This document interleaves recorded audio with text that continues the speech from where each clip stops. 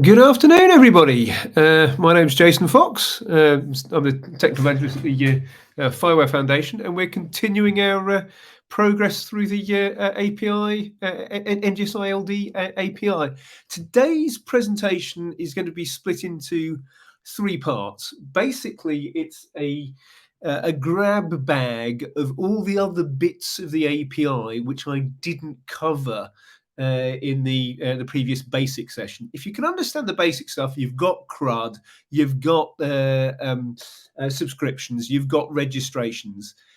In the basis of that, then you've got about 80% of the API. You've got it usable. You can say apply NGSI v2 knowledge directly into the system, and you'll get some sort of value out of it. However, the API is a living specification. You can download versions of the API specification from ETSI, the European Standards Organization. And what we've covered so far, broadly speaking, is the API versions 1.0 up to 1.3. That will give you basically what we've got. Fine, not a problem. Now, there is a release of the API specification about every 6 months. And what I intend to cover over the next 3 hours, 1 hour sessions, is the parts of the API which have come in the last 2 years, basically, and try and give you some idea as to when you might want to use these things, where you can find not necessarily all brokers will support all of this functionality, but this is all functionality which is available in the current 161 specification. No, is it 161 or 162? It's 161, isn't it? And then, therefore, even if a broker today hasn't got a release which covers something, they will be working towards that area. Obviously, this now means that you need to work out which particular context broker you want to cover that particular system, or whether you can wait a little bit. Now, the problem I have with this the presentation is that obviously things keep changing, but once it is written in the specification, it is written in stone. So this is now something which was originally a concept which was brought into the Orion LD broker, which has now been accepted with a few minor modifications into the 161 specification, and therefore will be used or available in all brokers. For those of you who want to go for the latest bleeding edge, there is a 171 specification which is currently in progress. I believe it's probably likely to be published beginning of January. So that will be really, really latest. But this will cover stuff which is likely to be already there in context brokers. So let's see if I can get my slide deck to run for you. Okay. This is NGSI 161. What I covered on Thursday was the normalized format, the format which has got all the types, properties, relationships inside there. However, there's a need to try and reduce the verbosity of the payload, make it easier for developers to use. This is fundamentally trying to make your life easier, so it's worthwhile listening. And there is frequently a misconception that all that NGSI-LD is just JSON LD with type attributes. Well, that's the way we basically introduce it. But that's not quite true, is it? Because NGSI-LD is an API rather than an extension of JSON LD. It's got all this different functionality and what have you. And what is necessary is that, or preferred, is that you want to have data which has potentially got metadata added in, properties of properties, or relationships of properties, but it should be remove the redundancy, less additional information, suitable for CRUD, and importantly, lossless. If you look at the key values format, which is just attribute name, attribute value, or attribute name, relationship value, ID. That is lossy. That is lossy because any metadata you have in there just is no longer visible. Obviously, one fundamental thing about the LD API is that all payloads, everything you put into your context broker, everything you get out of a context broker is a JSON LD document. So obviously it needs to be LD compatible and it needs to work with CRUD and what have you. So there needs to be some way of just adding in simple values. And this is it. If you look at a normalized property, it's a, say, temperature, it's got a type property and a value 100. Okay, well, you should realize that value, of course, is a standard keyword. So the fact that value exists means it's obviously a property. So value can be the indicator rather than type property being the indicator. So if you look below, you can actually say, okay, well, if I'm a concise property, I don't need any of this type nonsense. It's implied. Obviously, what happens is that all the information going from broker to broker is in normalized format because computers love redundancy. They love to be to understand precisely what the full data set is. But for developers, for people putting data into and out of the system, maybe this is no longer required. And indeed, we can go further, saying, well, okay, if it's a if there's not even a value in a curl bracket, then that can be considered as a super concise property. Basically, it's a property got absolutely nothing. So if you just have a value, it's going to be a property. Now, obviously, this is shorter than normalized, but it's still lossless. Reason why it is still lossless is that if you have any properties of properties, you can use the concise version. You can't use super. You can only use super concise if you've just got a value. But if you've got something like an observed at, you can have value 100, observed at whatever timestamp it is, or value 100, unit code, whatever units of measurement are. So we're able to have an alternative input format. And of course, it can also be extended to geoproperties. If you remember, geoproperties were covering the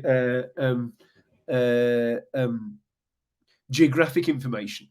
And because geographic information in NGSI-LD must always be in GeoJSON format, you know that there will be an object with a type of either point, polygon, line string, multi-polygon, multi-line string, etc., etc. In fact, there's someone who asked me a question the other day as to whether we supported multi-geometry for our values. And the answer is no.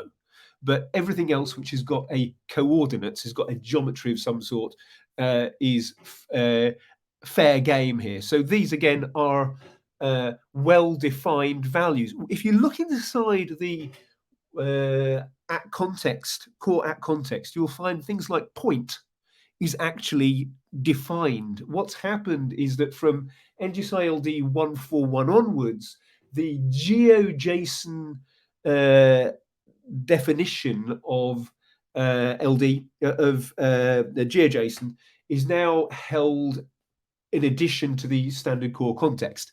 This means coordinates is defined as being an ordered set of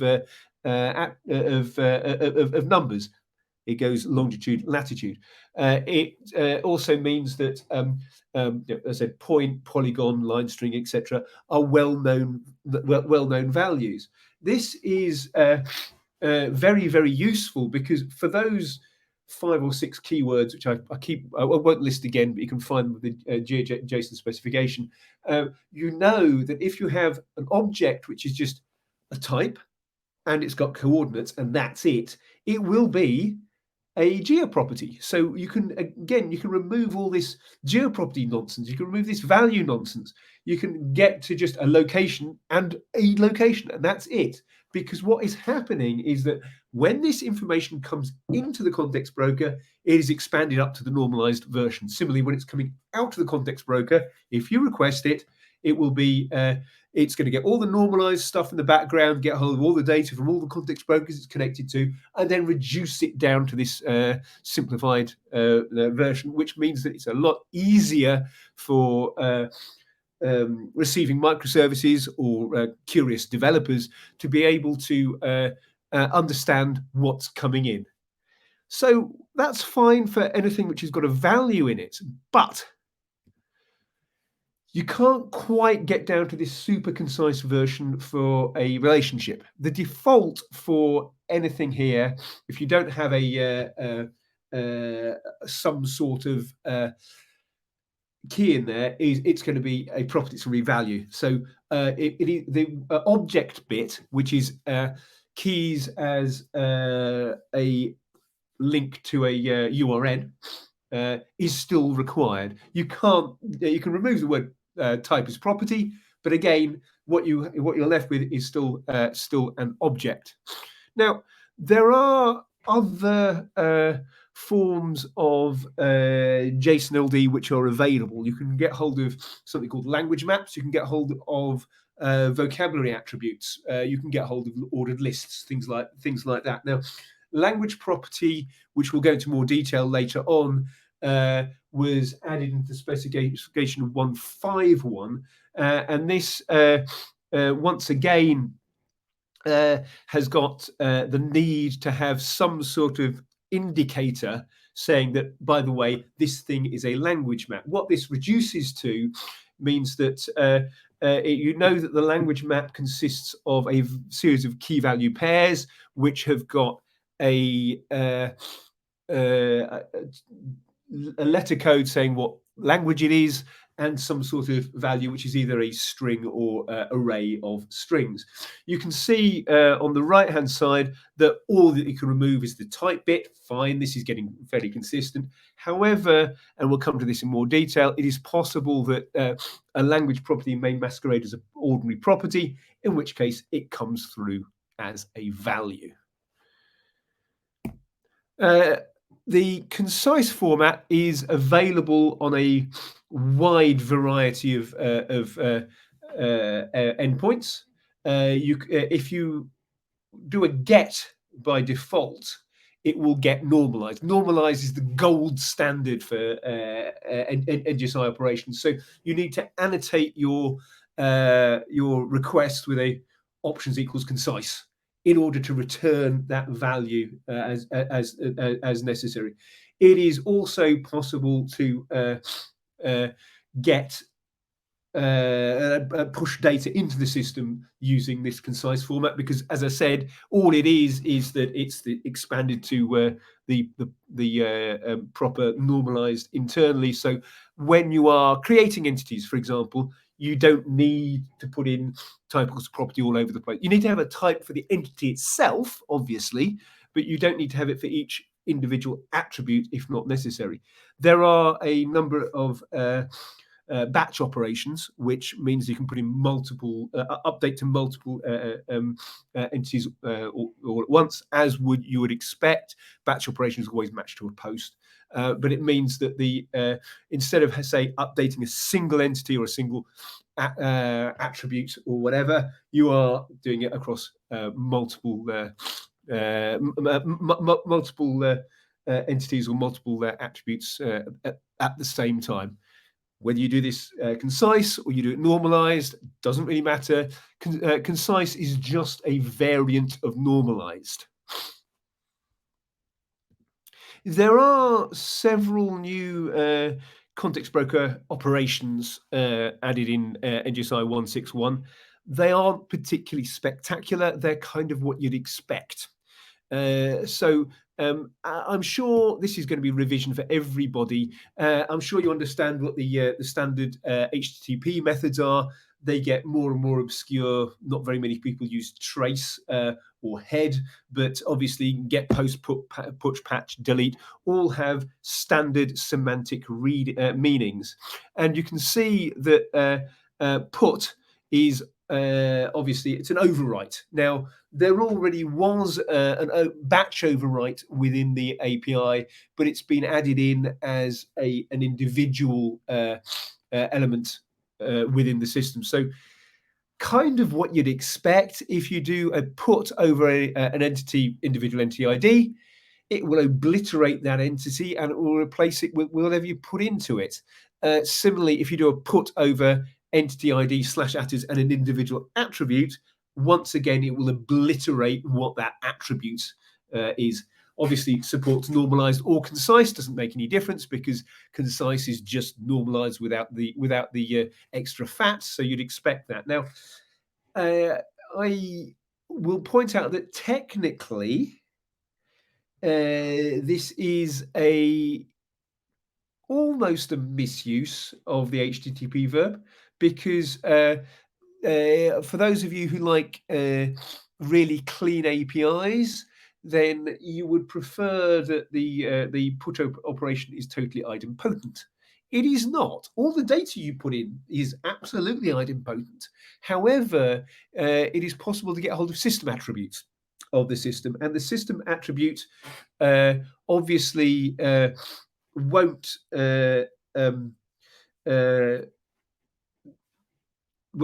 system attribute will obviously change whenever you modify that. Will change whenever you put things multiple times. So if you put the same data multiple times, the latest modified at is actually the last time you did the put operation. Reasoning behind this is quite simple. As far as the context broker knows, the most recent information that has been received is based off the modified attribute, unless you put in observed at, which you may or you're not forced to do so. So therefore, if it's received data at 5 minutes past 3 and then it's received data at 10 minutes past 3, it's got this ability to think, hey, it's actually more likely to be current than it was beforehand. The only way you can do that is that if every single time you do a put, you're actually updating the modified, which means it's no longer idempotent. But obviously, the attributes, the data you're pushing in yourself is idempotent. There is, and always has been indeed, back to NGSI 1.0, there was a batch operation which could do this. You could use the update endpoint and just say overwrite, and it's just doing the same thing. Instead of doing it over a single entity, you are now able to do it over multiple entities. Is it of use to you? It may be. It depends on what you're trying to do. Obviously, when you are trying to sell an API to people, it helps if it does things the way that APIs are supposed to work. And this is obviously adding in the additional information which was not there previously. There is one additional patch endpoint which has been added into NGSI 161. Now, there is a difference between this patch endpoint and the other ones, but you can see there are now three places you can patch. You can either patch an entity, or you can patch /attrs, which is a partial update patch, or you can patch an individual attribute of the partial update patch. If you just do a merge at an entity level, you have a payload which is a delta of the attributes. We'll see this in action a little bit later on, and that is squished into the rest of the existing entity. Merge patch is quite interesting in that it's not only does it support normalized and concise, as you would expect, it also has some limited support for key values updates. So if you were to get a value and just get the data, and then modify something, what you're doing is you're modifying the attributes, so the values of the attributes. The merge is just going to be, because that's all you're supplying, is just going to update those values. And therefore, it's possible to say, hey, key values has got a certain amount of support. Or what is more likely is that you're not just going to update the key values, you're going to update the key values and an observed at.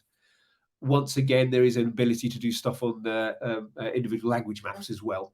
and there's a batch operation. Patch operations, as I said, this is something which confuses people. So I'm going to go into more detail on it. The way that the majority of updates of a context broker want to work is that you want to maintain the temporal integrity of the data. So the /attrs endpoint is there so that if you fail to put data into a system, it will just remove it completely. You can see here we have a temperature sensor with a single attribute, and we've got metadata. We've got things like observed at. We've got things like unit code. Now, if you do a patch on that attrs, it will update that value. Everything under temperature will be obliterated and replaced with whatever I've put in there. So you can see in this particular case, because what I'm putting in is missing unit code has been removed from the resultant entity. Now, because it's a patch, it's a partial update. If there were other attributes, like, I don't know, the color of the sensor or the name of the sensor, what have you, that would not be changed. This is the difference between a patch and a put, which is what people would expect. However, it is an overwrite on the attribute level. If you go down one more level, it's an overwrite on the individual parts of that attribute. So obviously, once again, we've got the same temperature sensor, and it's got unit code and value and type. If the payload, you can just look at the payload, it's only got type, value, and observe that. It's no longer got temperature. What this is trying to say is it's saying these values get overwritten. So in this particular case, you could see that the value would be updated to 100, and the observed that would be updated, but unit code would not be removed. This is the idea behind a partial update. Other attributes are not changed because obviously by this time, if you look at the URL on the top of the page, we're saying, I wish to change the attributes of temperature. If temperature was not found, it would be 404, of course.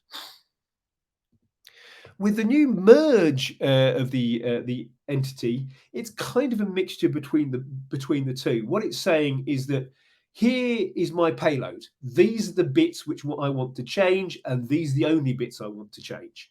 Now, it's a merge of the of the two together. Obviously, the fact that you've only got one verb patch makes it a little bit trickier to try and understand, but it does work this way. So if I've left observe that out, observe that won't be changed. Now, this might be an advantage. It might not be an advantage, because remember, you can get a temporal a trace from a context broker if it's supporting the temporal interface. So what we've done here is we've just changed the value. We've left the observe that alone. It means we're not changing the observed at. This is the reason why you may wish to force the use of the /attrs rather than the other one. It's more of a correction type endpoint, but of course this is based off an IETF standard, which means that it's quite likely that your developers are used to this sort of format, and of course it's much more flexible. I always describe it as a forensic knife. I could change just one attribute, or I could change just one subproperty of a property, or whatever, or change one element within something, because I can just put in the payload the bit that needs to change. I am not obliged to put in the rest of the stuff. Obviously, if we were to use the concise format, in this case, you wouldn't even need the property, and even better, if you just want to change the value, again, because that would be the super concise format, we could just say temperature : 100. It would work.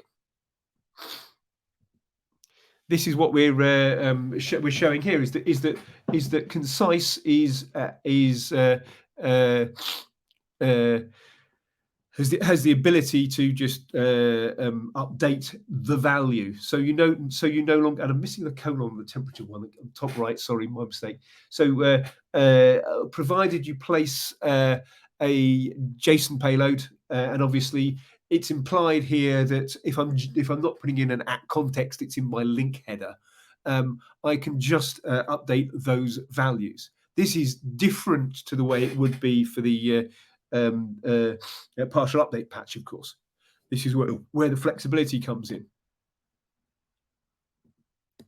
There is some, and I repeat, some support for key values.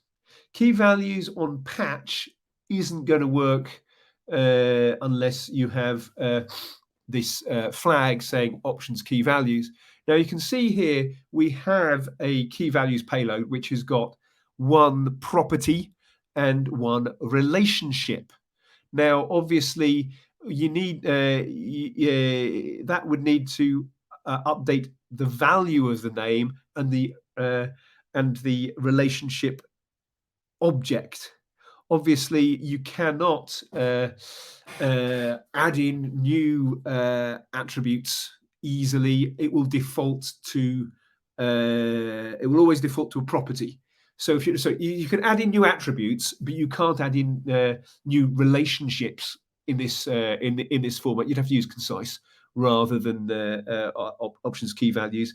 But once again, what this means is that I could get an entity, give me options key values, modify values in that response. I don't care whether they have metadata. I don't care whether this is a relationship or a language map or whatever, and I can just put them back in. It's doing an intelligent merge. Now, that the defaults should make sense to you, but if they don't, then it's your problem, not the problem of the context broker. If you try and add in a new relationship and you don't specify object, it will default as a property. Language maps, again, we'll go into language maps in more detail, are kind of like a JSON object as a value, but they have additional restrictions. So if you retrieve an entity with lang equals en, it will, and it happens to have a language map, it will retrieve the value as en. So it will, if you just want to update the English language name from Constantinople to Istanbul, you can do that if you have this language equals en. If you look at the top right, it's just saying it looks very much like key values. Fine. However, you've because we had lang en on the request, we haven't got the Greek or the Turkish values coming back in there in an object. So we need to update the value directly as to what that sub attribute actually is.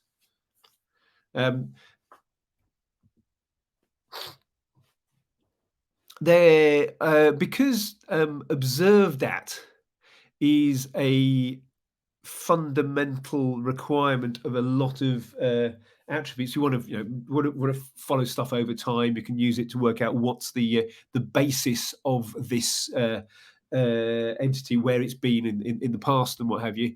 There is an ability to kind of update observed at where it exists. So if temperature had an observed at beforehand, I could say in my query string as a query parameter, say set observed at to XYZ, and I could just provide the payload as necessary. If, however, I had an attribute and it didn't already have an observed at, it would just update the value directly. All this should be there to make your life easier. If you don't need it, you don't need it. We've got another 2.5 hours of this training to find other stuff which you might find more interesting. NGSI-LD null and the patch endpoints. You can see here on screen the definition of a NGSI null. There is a reason why it is defined like this as a URN. And that is because every payload that is part of NGSI-LD is a JSON-LD payload. The JSON-LD 1.1 specification defines nulls. You can put in a null using a JSON-LD literal. However, if you just put the word null into a payload, it is basically ignored before it gets anywhere. It just removed. So what if you look at the value on there, it says this is invalid JSON-LD. What will happen is that your parser of the JSON-LD will just remove precision. Precision will not be in there. So you can't pass nulls into context brokers unless we have, as was shown previously, some sort of placeholder indicator saying that this is a null. This null is actually also used when subscribing and an attribute is deleted. It is possible to say, and this has been sent. This has been sent to dev null. Fair enough. So you need to have some mechanism of describing nulls. The reason why you need to have some mechanism for describing nulls is that for all of the patch endpoints, and this includes the partial updates for that matter, the IETF specification, and indeed, obviously, NGSI-LD following IETF says you should use null to indicate deletion. So if you had a payload which has got, say, type value, fine, and precision URN NGSI-LD null, what this is saying is update the value to 100 and delete the precision attribute if it is present. Now, if it's not present, fine, not a problem, because you do it multiple times, it will just not be there. However, if it is present, it should do the delete. This obviously means that you cannot actually set URN NGSI-LD null as a value, but why on earth would you want to do so? Now, according to the specifications, multiple from 1.0 all the way up to 1.6, they all said this null is there to be able to do deletion. It now works because obviously it has been specified so that it's not against the JSON-LD specification. What also works is that it is possible to say delete a sub attribute of an object. So imagine I have an address. An address is of type property. Its value is a JSON object, and its JSON object would have things like street name, postcode, country, what have you. If you do a null as part of that update, you could say address has got the value, open brackets, postcode equals null. That will remove that attribute from the JSON object. Also, of course, it is possible to do this for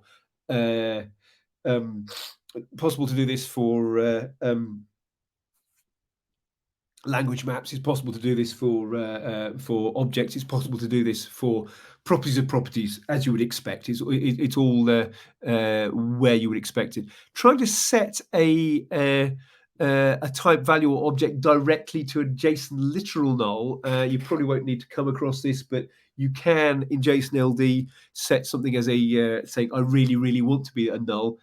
Is basically a bad request. Because context brokers are there to show you the format or the current knowledge of an entity. Null basically means I haven't got a clue. So why on earth would a context broker want to hold a null value? It never will. So you've got to remember when you have an entity, the entity could well be distributed, and we'll come into some of that a little bit later on. So the fact that I don't know about it doesn't mean that somebody else doesn't know about it. So the fact that I have null is meaningless because obviously I could have another data source which could know about it. So nulls are generally weird and unnecessary for context brokers. So that's why it's a bad request. So that's the first part of this ragbag collection of various bits and pieces to do with NGSI-LD. I could show you some of the elements in action. Context broker. Yes. Let's start up a context broker.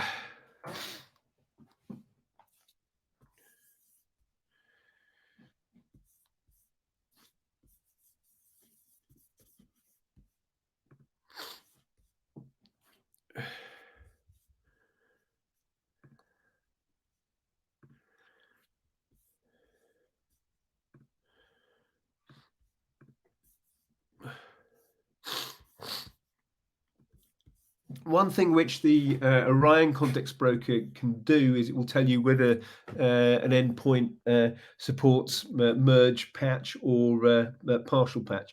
There is an options verb, and you can see when I do options, it's basically a pre-flight request, which returns absolutely nothing because there's no payload for it. However, there is a header, and the header will say which operations I can do, and it will also tell me which sorts of merge are available. So if I've got an entity like city, for example, I believe it's already in there. Look at the headers. You can see that in this particular case, I can do get, put, delete, patch, and options. And you can see that I'm actually accepting 3 different types of patch. I can accept application JSON, in which case the at context is in the link header, or I can accept application LD plus latentation, in which case it is in the body, or I can accept this weird application merge patch plus JSON. That means that that particular endpoint, which is entity plus ID, is actually capable of doing this merge operation. If I now look at, say, the attributes and city/attrs, the attributes endpoint, and do the same request, again, it's an options request. It's just curl options in the endpoint. You can see it's just nothing particularly clever. Again, there's absolutely no body. But if I look at the headers is just the other two for the accept patch. All this is standard HTTP headers. This is all standard stuff you'd expect from a well-defined microservice.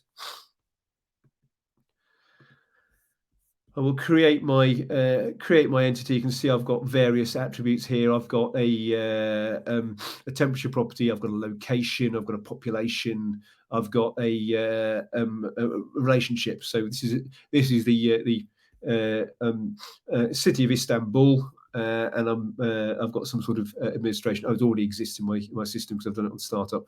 I could do the same for the second city, which I've got Rome. Now, if I do an overwrite, a put, you can see it's in blue, you would expect that the whole data of city 2 will be overwritten. As I said, at the moment, I've got with city 2, I've got multiple attributes, multiple what have you. I'd overwrite with just a limited set of attributes. That would, and I do a get. I think I can do a get of city 2.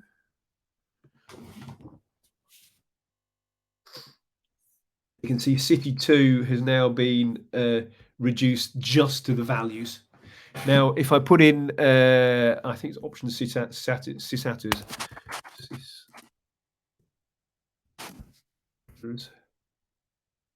I also get them modified and created at, and as I said, that one would change each time the value was updated. You can see here that the attribute was created at the very latest moment of time, and modified at the very latest moment in time. However, the created and modified at of the the created at of the entity itself is when I first started the broker, and the modified is the most recent version. But without the sysatters, this is an idempotent operation.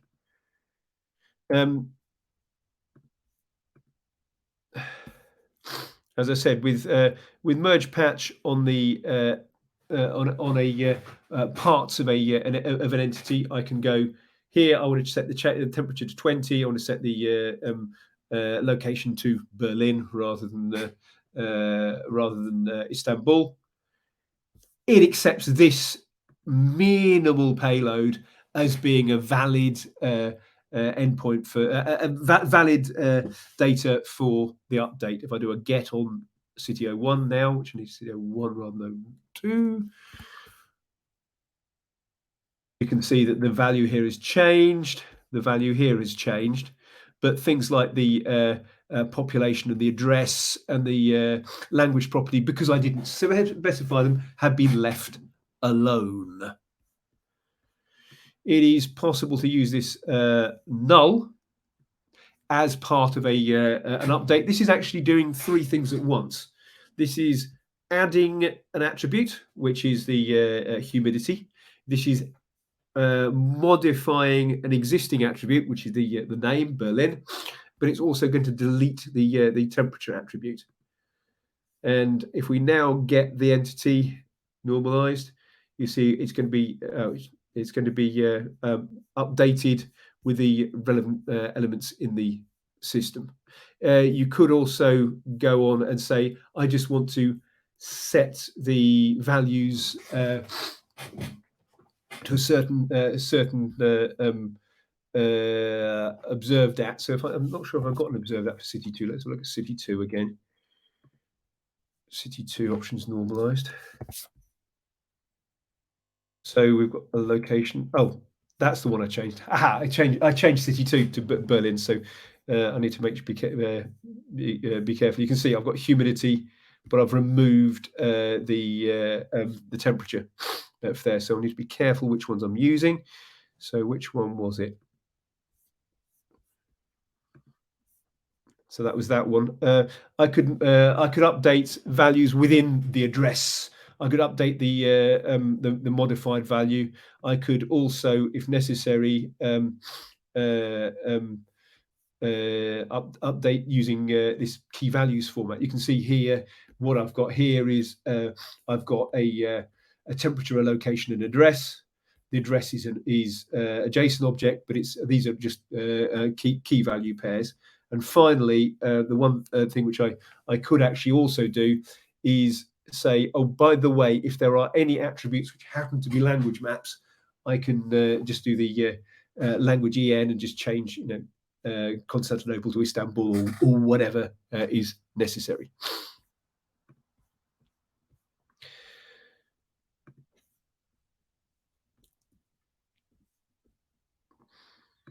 You will see, as you would expect, there are lots of endpoints for post-patch import. I won't go into the details of CRUD, but obviously you can see that you can, as you would expect, when you create an entity, it's going to be post, and you could also do this using the concise. So if I was to create a temperature sensor, for example, I could just delete that value there and delete this value here, and it will still work these out as properties because it knows that that's a value. If I was to now read the temperature sensor 1, and I'm doing that, there we go, sysatters for some reason, but you can see that it said, okay, that category is actually a property because I'm doing stuff as you would expect. So that's the first part of this system. Let's see if there are any questions in the chat.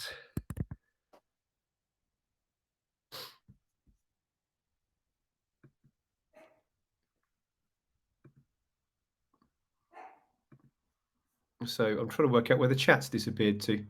Change view. Now, I've got direct messages here. That's the chat. Found it.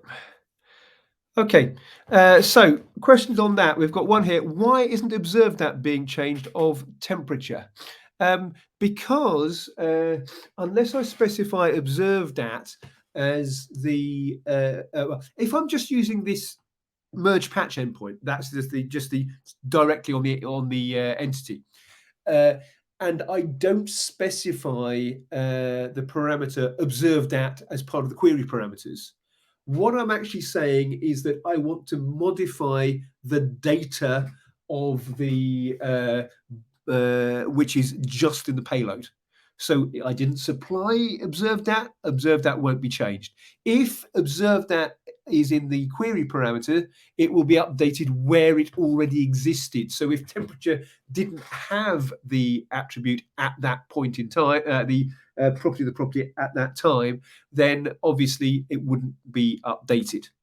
If you want to have consistent values, you don't use the merge patch endpoint, you use the partial update endpoint instead, because with that, you force the user to provide the information you are requesting.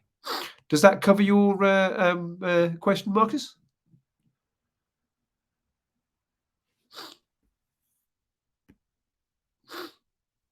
Are there any requirements regarding date times? If you look at the NGSI-LD specification, which you probably won't do because it's really rather boring, it states that all date stamps are UTSC dates. Now, I'll just bring this back up again. This is an example of a UTSC date.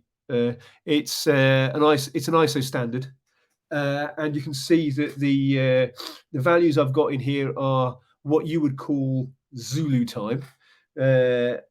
So these are always consistent dates. What's more, I would say that this is what I would do for all of my dates in the context broker. So if I were to, obviously it's required for things like created at, modified at, observed at. These are defined in the core context that they must be this. But if I have an attribute for some reason, it's a date, event starts at, event ends at, I would also put in the dates there because it's the dates in this format. And I would also include the time and seconds and milliseconds as zeros, because that is the least surprising format for someone who is joining your data space. So your date stamps are going to be ISO 8601, I believe it is. The date stamps. You can see an example currently on screen. Any further questions on that particular section? Hey, someone speaks French. Right. If there's nothing further on that bit, I will move on to the next thing, which I think is probably going to be language maps.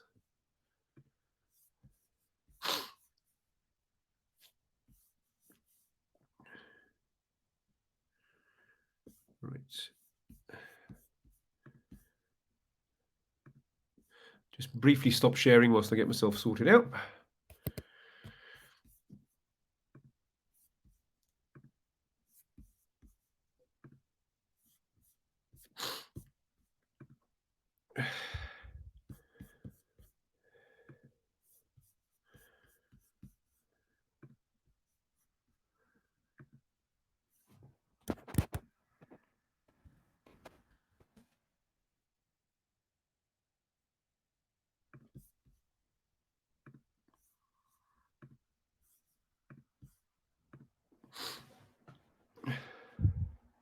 Right, this second section. Wait a minute. There's a question before I get any further. What if the user defines a property name created at?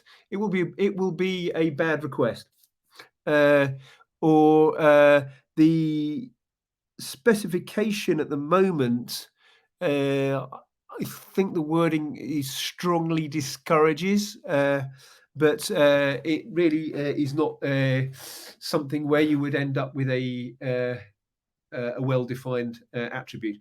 As I said, the core context itself defines a series of terms like property or type, which is reserved for the API. And if you start trying to do stuff which is against the API, it's your problem, not mine. So, moving on to the second presentation. This is actually based off the uh, presentation I gave for iShare this time last year. So things like the merge patch stuff wasn't in the specification at that point, but obviously it's important to try and keep the training fresh. So I'll try and cover that next.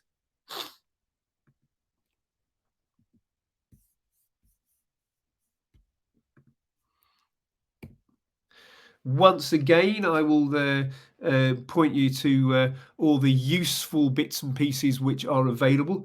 The 161 specification, this is that 141 for one reason, is the latest NGSI specification. If you really want to read it, you can. However, if you want to understand how to use the API, you can just go to the NGSI-LD tutorials. It's a much friendlier way to understand what's going on, and you don't necessarily need to understand legalese English to understand what's going on. There is a Swagger specification for the API, which is, I believe, relatively well maintained, so you can get the latest stuff from there. And of course, when we're talking about the payloads of the system, you're wanting to create data models, as we mentioned in the session back on Thursday. There are guidelines as to what to do, what not to do. There are guidelines from Etsy as to what to do, what not to do. This is what people who've been using this stuff have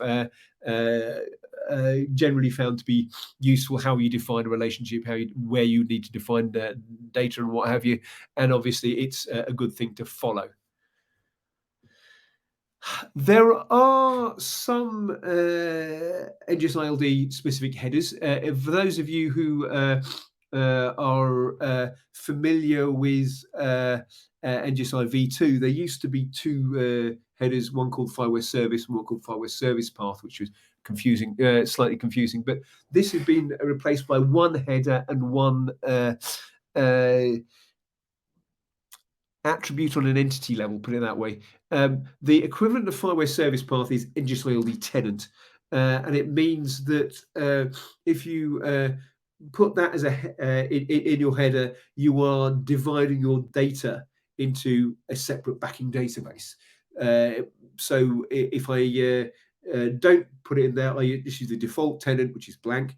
However, if I put in JSON as my NGSI-LD tenant, only JSON's data is available there. What this means in the back end is that a context broker will be saving the current state of the system into a different database for JSON's data, which is obviously kind of a requirement for legal reasons. If you have tried to do multi-tenant, trying to have multiple people's data, you don't want to mix them into one single database, or to keep my stuff separate from your stuff, separate from his stuff, separate from her stuff. Scope we will cover in more detail later on, but effectively it is possible to have a hierarchy of data, and you can make requests which are limited down to a certain part of the data. I said I'll deal with scope later, so keep that bear that in mind. The content type header, as I said, for the input only, is restricted to application JSON and application LD plus JSON. And the only difference is whether you have this lovely little @context thing directly in your payload or directly in a link header. I would always say use the link header. Why? Because then you can set up an @context which actually has got that value in green inside that link header, and it can then be passed on as proper JSON-LD elsewhere. The default is application JSON for the simple reason that if you have an error code, the error code will be application JSON. It won't refer to your LD at all.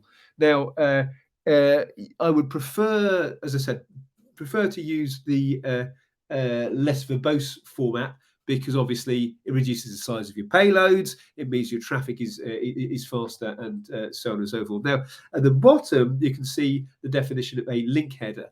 This is coming directly from the HTTP definitions, and as such, it's got this format with the angle brackets and a definition of what the file is. The bit outside of the angle bracket is always the same in any link header, or always the same format in any link header, and is always the same for context, because the rel is defining that this is a context header. So it looks a bit more verbose, but it's only the bit which is the path to my public server with my personal context. If you remember when I was defining my farm the other day, I said I needed to map these short names to those IRIs. This needs to be put somewhere on a public server so that when someone is joining my data space, they can access what these attributes actually are. This is why this needs to be on a public instance. You can see I'm going back to the definition of a John Lennon resource as a type of person.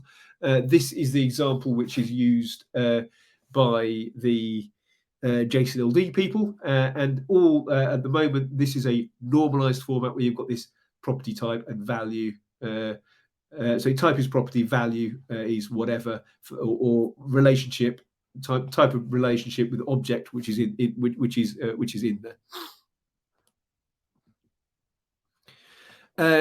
There are multiple formats you can retrieve your data from, and you can notice that once again you've got the JSON and JSON-LD. This is on the accept header rather than the content type header, obviously, but you also can get a geo plus JSON. This was the major change for the 141 specification, and the main change was that, as I stated, the GeoJSON-LD at context was merged into the at context of the API itself. There was also necessary to change the use of the word properties to property names in subscriptions, because that was a clash with GeoJSON. But basically, everything you do with GeoJSON, you can get into an NGSI payload, as I said, apart from a geometry collection. There are now 3 well-defined formats. Normalized and concise are lossless, concise being added in 161. Key values is lossy. Now, it is possible that if you have a subscription and you want to get out some special format, it is possible your context broker may support that. For Orion LD, they have a couple of extra formats so that you can actually get back your payload in NGSI v2 format. This may be useful if you have a or you're relying on a microservice which currently does not cover the LD endpoint, and you want to get back that value in v2. You notice it's x dash something because these are custom formats.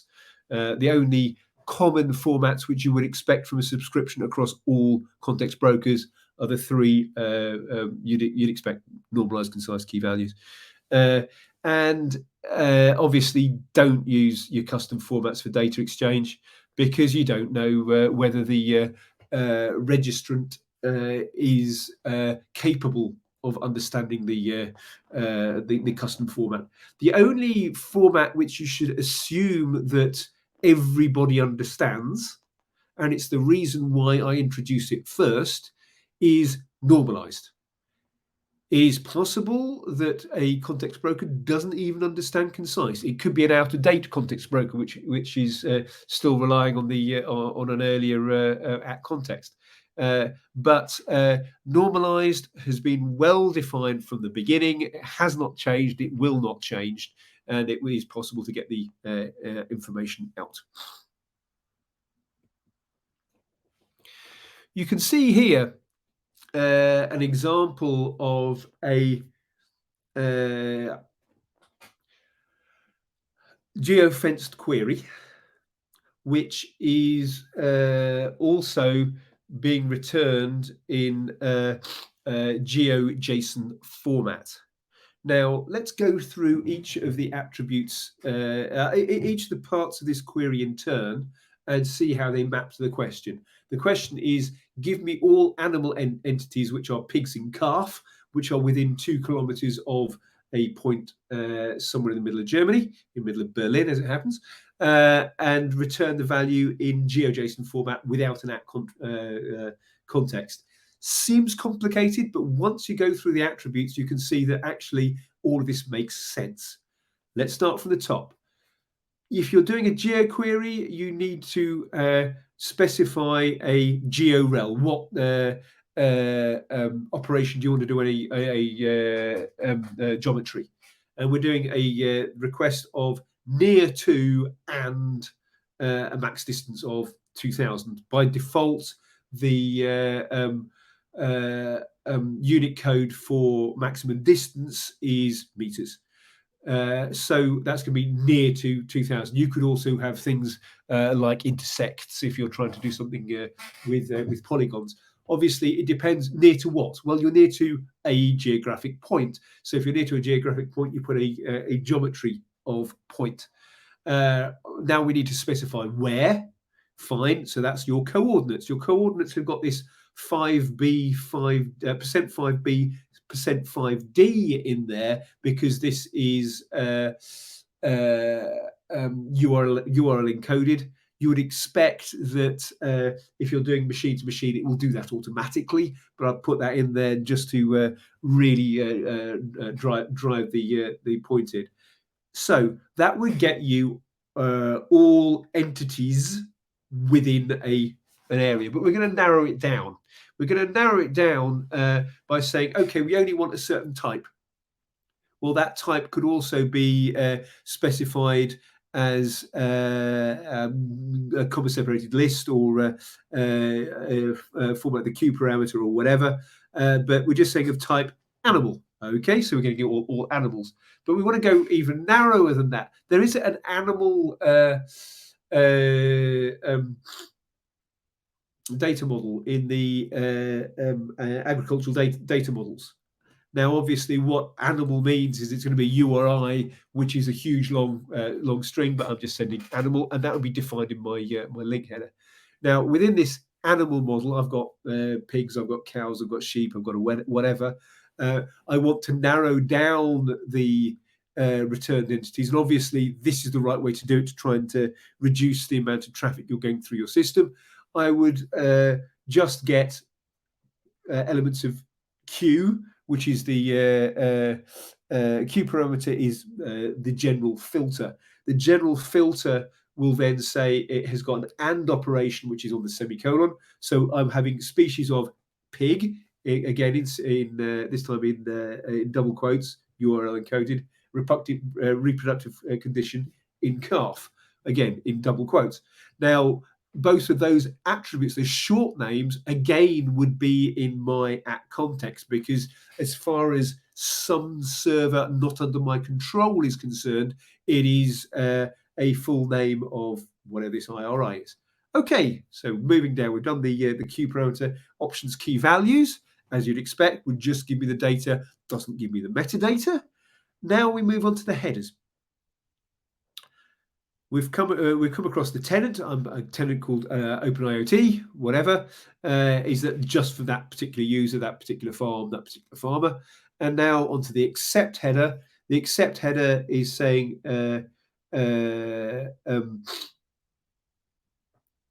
give me this as GeoJSON. Now,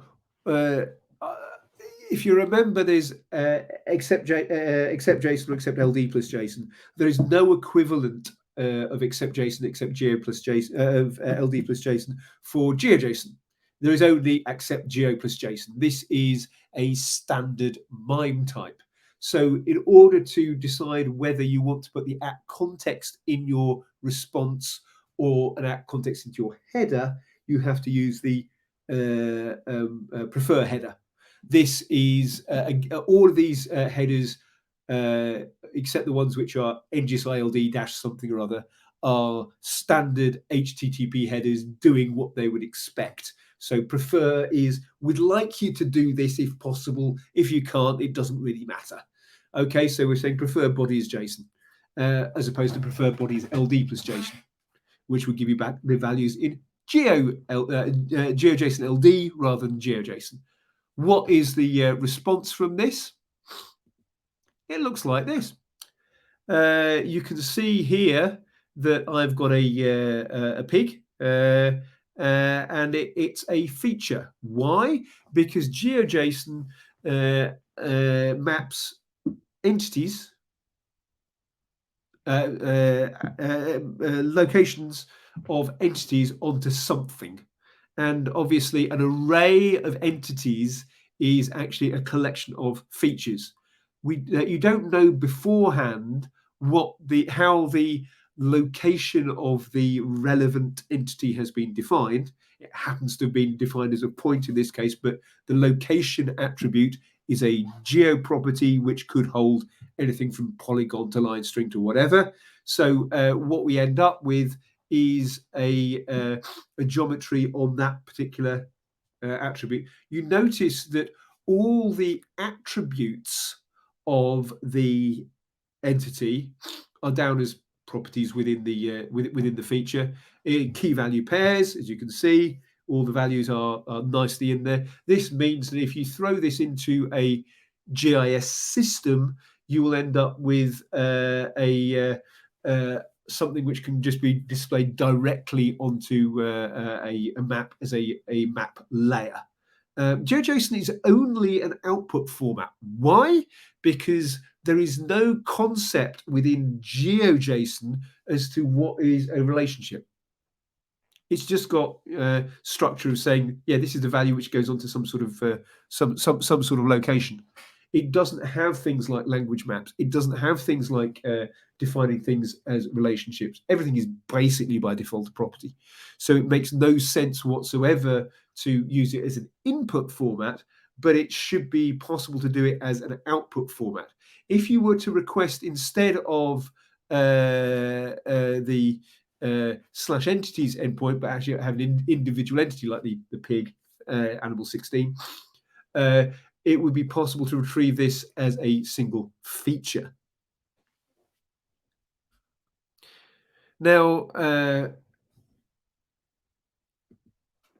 next point we're going to cover is the temporal interface, but I'm getting a little bit dry of throat. So what I suggest we do is I answer any questions on that particular section, and then we take a very short break whilst I make myself a cup of tea.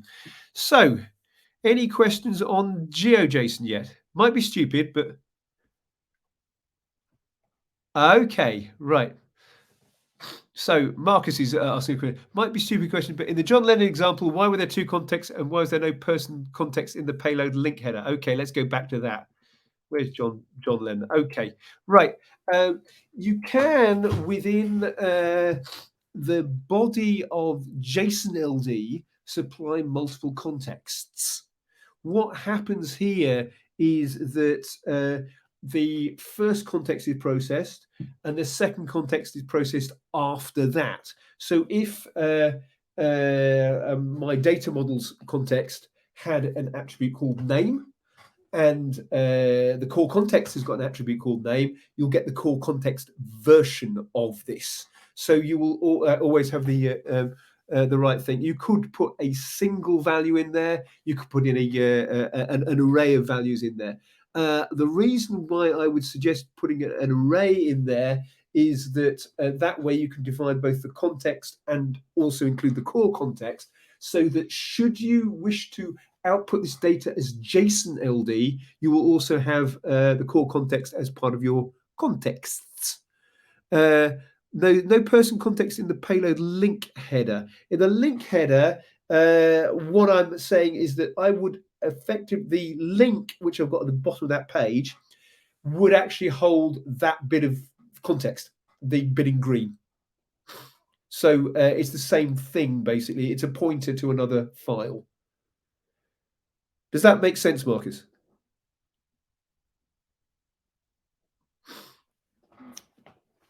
This is more how do you deal with JSON-LD? Kinda. Okay, kinda, because I thought you needed to. Yeah. What I do, what I think everyone who uses LD does, is you define your world into a file, and then you just use the link header and point to that. Because as far as I'm concerned, I want to use all my preferred short names and I just push it straight up there. It's when someone else wants to deal with it differently, and we get, I think I have a slide on expansion compaction later on, that things start getting a bit tricky. So all you really need to do is to have a file with open bracket, the bit in green, close bracket, put that on your public server, and that is then pointing to your data model, or your version of the data model. I personally would not use the FIWARE GitHub IO data models in a live system because it's not under my control. I put it under a file in my own control, obviously. So the way I had already defined person would be in my local model, and I'd also have the core context as well. Next question. Someone wants my slide decks. All the slide decks will be made available after the training is finished before the end of the year. Some of them actually already are, but I will. But as I said, they are being updated. If for whatever reason you can't find them or we fail to tell you where they are, ping me on the LinkedIn, and I will give you access to them publicly. Right. I will take a short break here because I've been talking for an hour and a half. So if I can, what time is it? Take a try to work out what time it is. So if we could come back at 25 past, I will have made a cup of tea and I can start talking again. So let's pause this session for 10 minutes.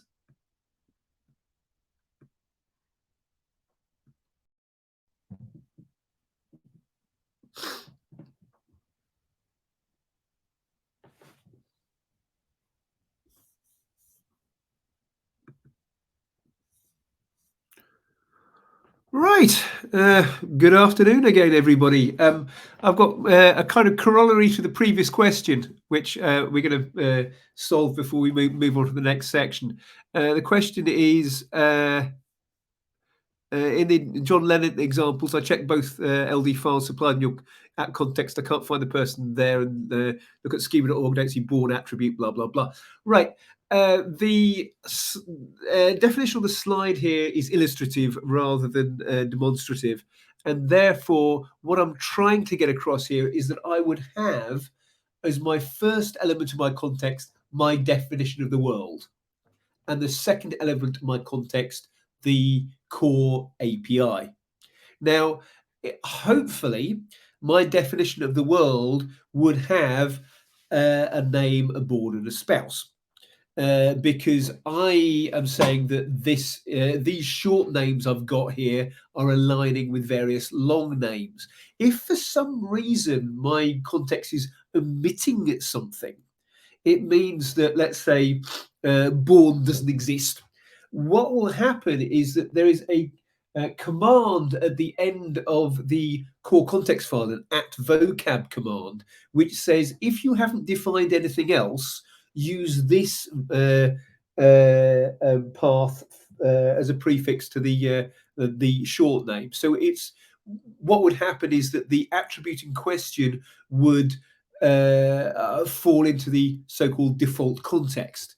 It would still exist in a context broker. It could still be retrieved, but isn't particularly useful as far as data sharing is concerned, because obviously if you are bothering with data sharing, you want to well define every single attribute. The use of at vocab in JSON-LD is saying you will do everything else. In a well-defined world, I would have everything. Yes, yes, and yes again. The reason why Alberto and I well, the reason why I started off with defining JSON-LD and then Alberto came in and said, this is a way of defining your data models, is that fundamentally, when you are dealing with data sharing, you need to define your world properly. You fail to define your world properly, you will have problems. But obviously, this is just a slide deck rather than necessarily a free conversant example. If you look at the examples within the NGSI-LD tutorials, every single attribute is well defined. Right, let's move on. So I think that's where we were when we temporal interfaces. Right, I'll have another sip of my tea. There is a temporal API which is optional to context brokers. That being said, I believe all context brokers that I've come across are able to support it. Orion LD does not support it out of the box, but there is an add-on called Mintaka which can be added in to give you the temporal interface. Unlike the entities endpoint, the temporal data comes under /temporal/entities. It does kind of what you'd expect. It gives you information about recent readings or readings within a date range about what has changed within the context broker. Now, by default, as I've probably mentioned several times before, context brokers don't have a memory. They just hold the latest information about what's going on, and that's it. That's all they do. What we need to, what the temporal interface gives you is it gives you a memory, but it also gives you a headache in that obviously the tracking the temporal information means that you have a lot more additional data. You have a bit of a performance hit, and you have the responsibility to hold that time series of information somewhere, and potentially push it to storage and what have you. So don't just blindly run there with temporal running. The reason why Orion LD doesn't do it by default is that you could have a situation where all you want to do is to offer your current context, your current data. Imagine you're a weather forecast, right? You could offer the latest status of your weather stations. You might not need to have the historical information coming out all the time. There is an example in the NGSI tutorials, which I can show you in more detail. So what have we got here? We've got an entity, we've got a cow, and we want to get the last, in this case, last 5 readings. These get very, very long, and you get something out like this. You can see here that I have a single ID and a single type, but I could get I would get an array of values coming in. So you can see that the legal ID here and the sex of the entity has not changed, but I could have an attribute where I have multiple values. So you can see, let's say heart rate. Heart rate is a property, and the value was this. There could be a second part of that array, which have a different value. So you can expect different um, uh, different values of the data coming down. You notice this is very, very, very verbose. This is giving you absolutely all of the information you want, and it's also giving this thing called instance ID. Instance ID is a unique identifier for that value of a time series attribute, because that way you can potentially, assuming your context broker supports it properly, delete an individual part of a time series. You can use that as as part of your delete request. But you can see here that we know that the attribute is a type. We know it's got a value. It may well have multiple values associated with each element of the array. And you can see there is here I have used the standard observed at attribute of an property of a property, which is non-reified, as the key of my temporal request. But you can also, obviously, when you're retrieving normalized data, you can receive properties of properties. So you can see on the right-hand side in blue, I have a provided by relationship, which I have also got inside my location. So this will give me the full historical data. And obviously you can see for each part of the JSON response, things like object and type and value are well defined within the and instance ID, that for that matter, are well defined within the core context. Things like heart rate provided by location, sex, name, legal ID are defined within the my own personal context, defining my data models of the world.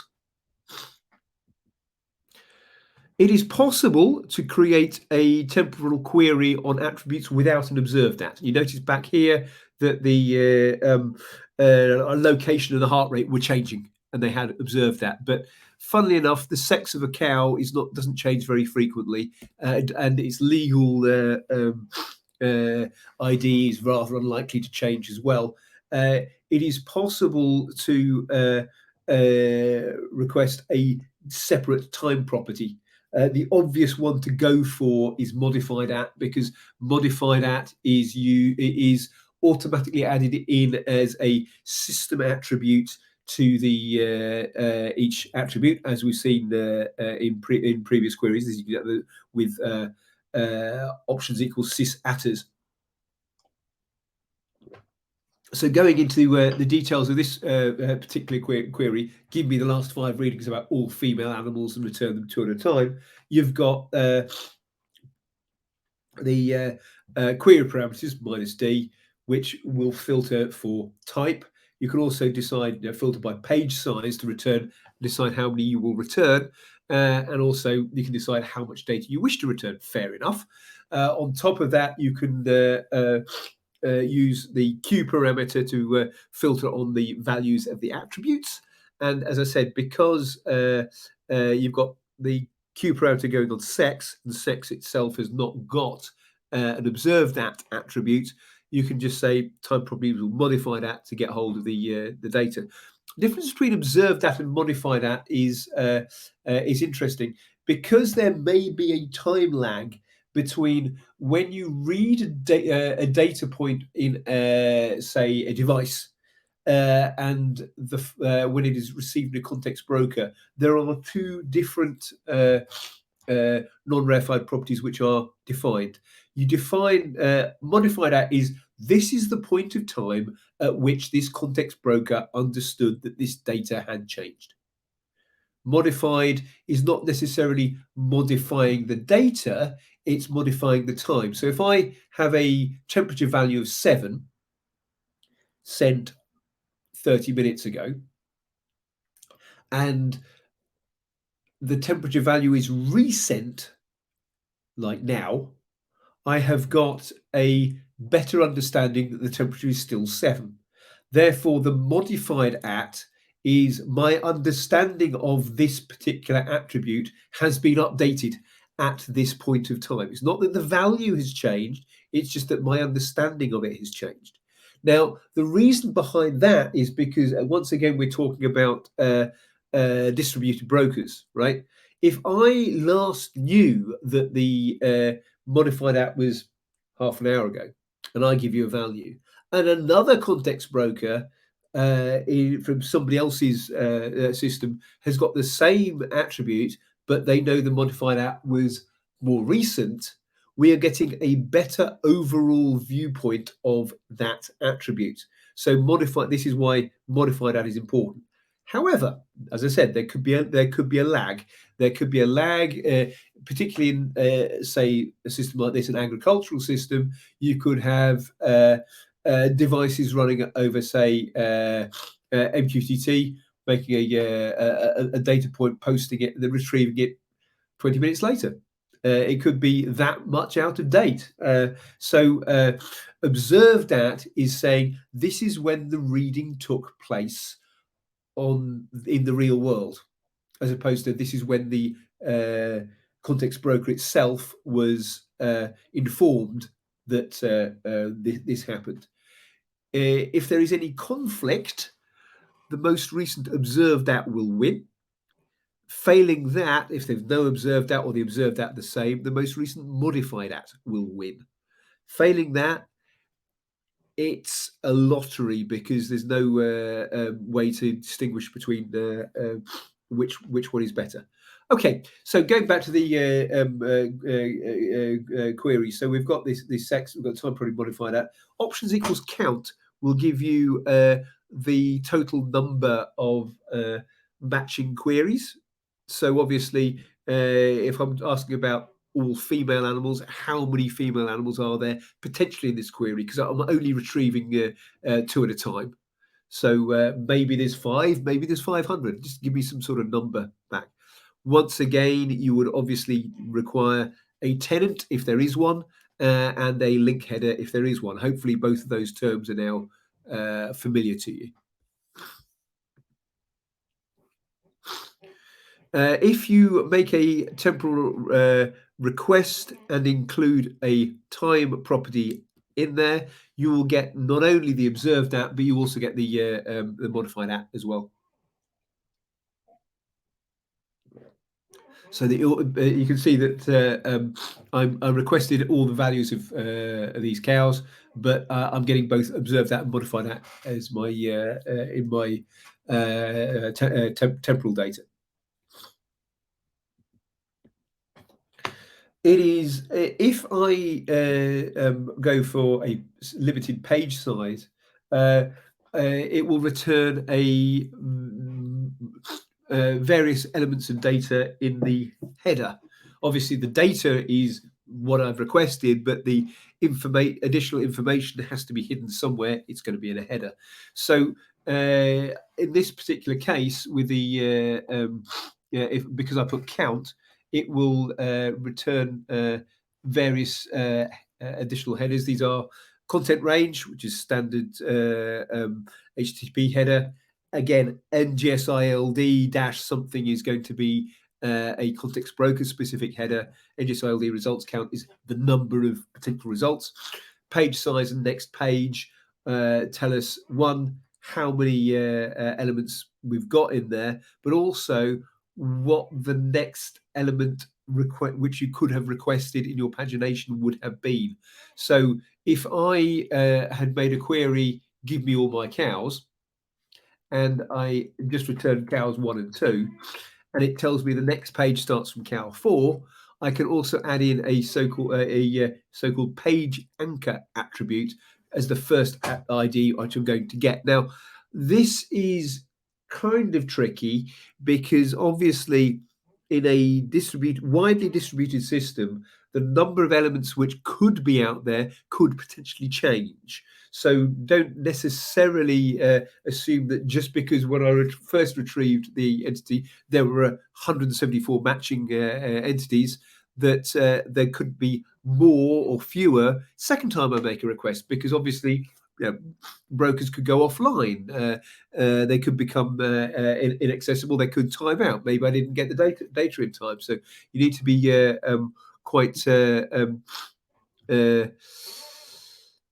skeptical when you're retrieving these different headers.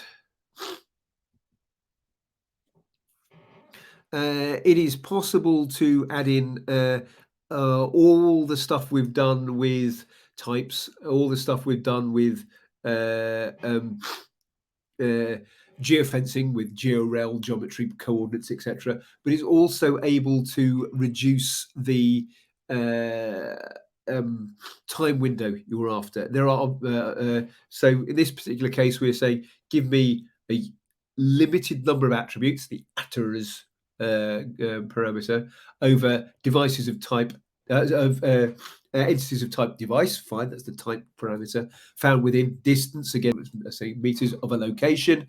But it also, you can add in saying a certain time. Now, obviously, time rel is going to be either before, after, or between, and time at is the in this time the start time. You can do it as the end time as well. I think I have an example with a time window later on. So this once again would give you various attributes. There are two formats of temporal. You can see this is options equals temporal values, whereas the one I've done beforehand, I didn't put the time format. The verbose format is give you the full details.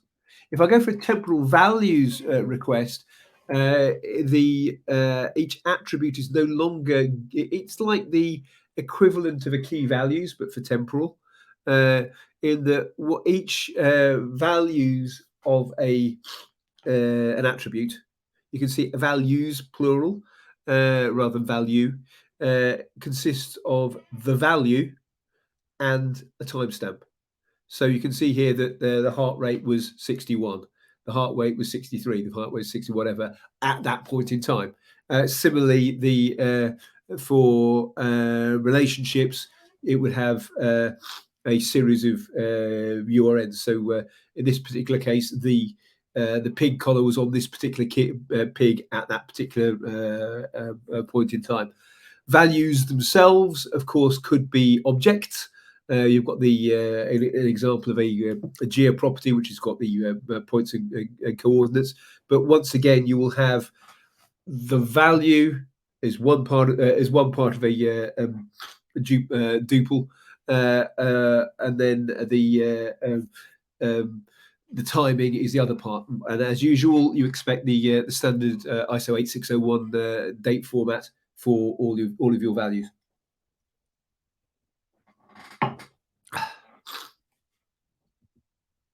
Okay, before we go to language maps, I will try and get this up and running. So, right.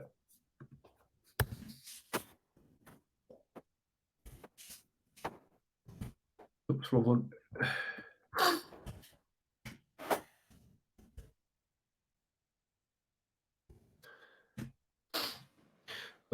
Try and run the Orion context broker with an additional couple of databases.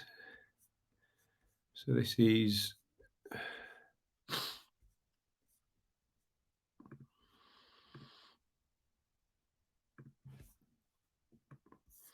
whilst we're at it, we've got this thing called Mintaka, which is connection to a timescale database. Obviously, we have a database. You'd have some need to have a backup of whichever bits of data you've got hold of. And on top of that, we've got the Orion LD, which is being set up to have temporal information. So temporal representation of entities Troy is true, and it's got whatever the necessary links are to get hold of that information. Now, apart from that, we've just got some ordinary devices, which I believe should now probably be running. Let's have a look. back here again. Yeah, we're up and running. Now I just need to make sure that I've got some data flowing into my farm. So I'm going to have another tab.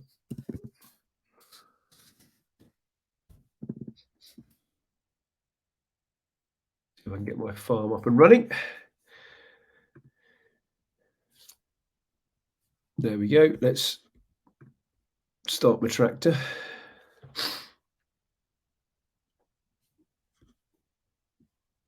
Is it started? No, it's not yet. This way, there we go. Once it's started, the tractor will start moving my pigs and cows around.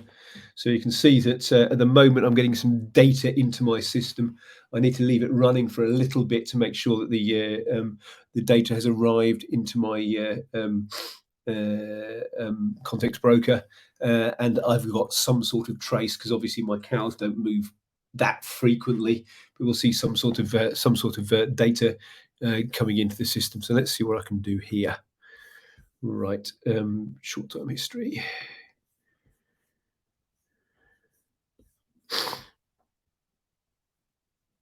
Temporal operations. Here we go.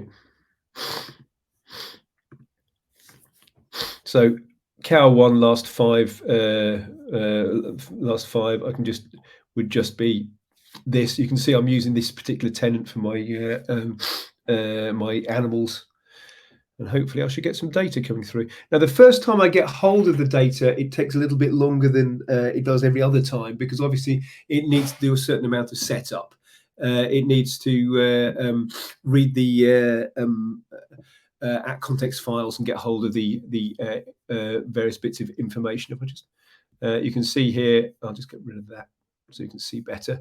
You can see I've got a heart rate, and it's got instance provided by, and then it's got another value and another value and another value and another value and another value. So you can see the properties coming through here quite nicely.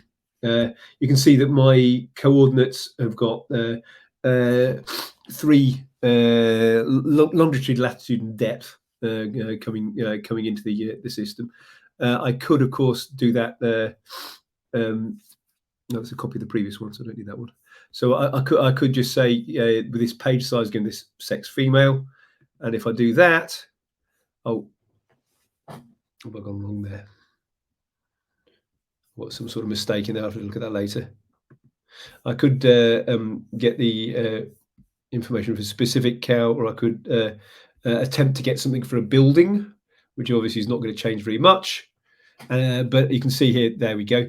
You see my building here has got a modified at, but it's not actually changed. Now, you might have noticed here that category is spelt in German.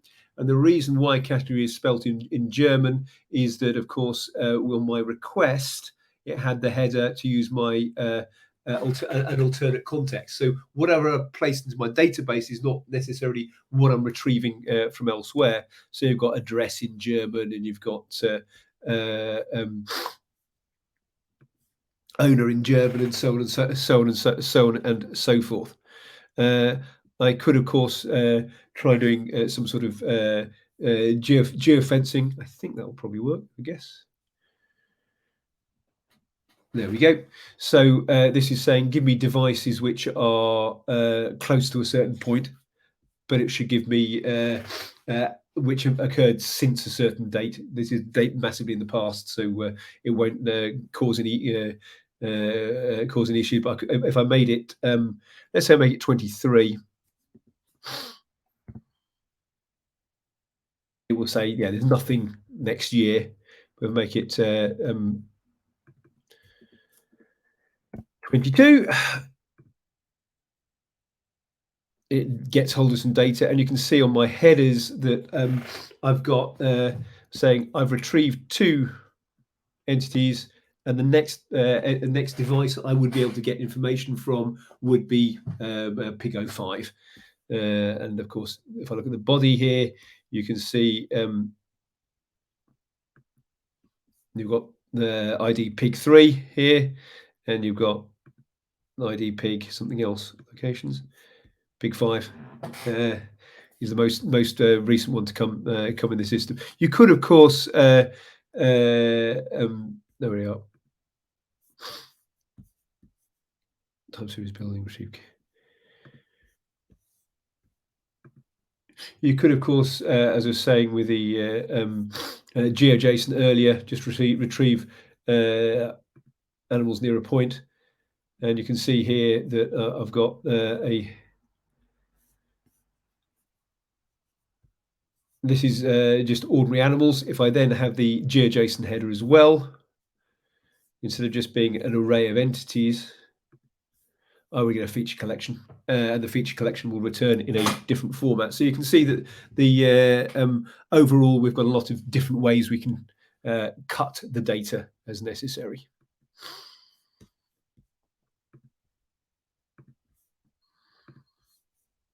Right, let's move on.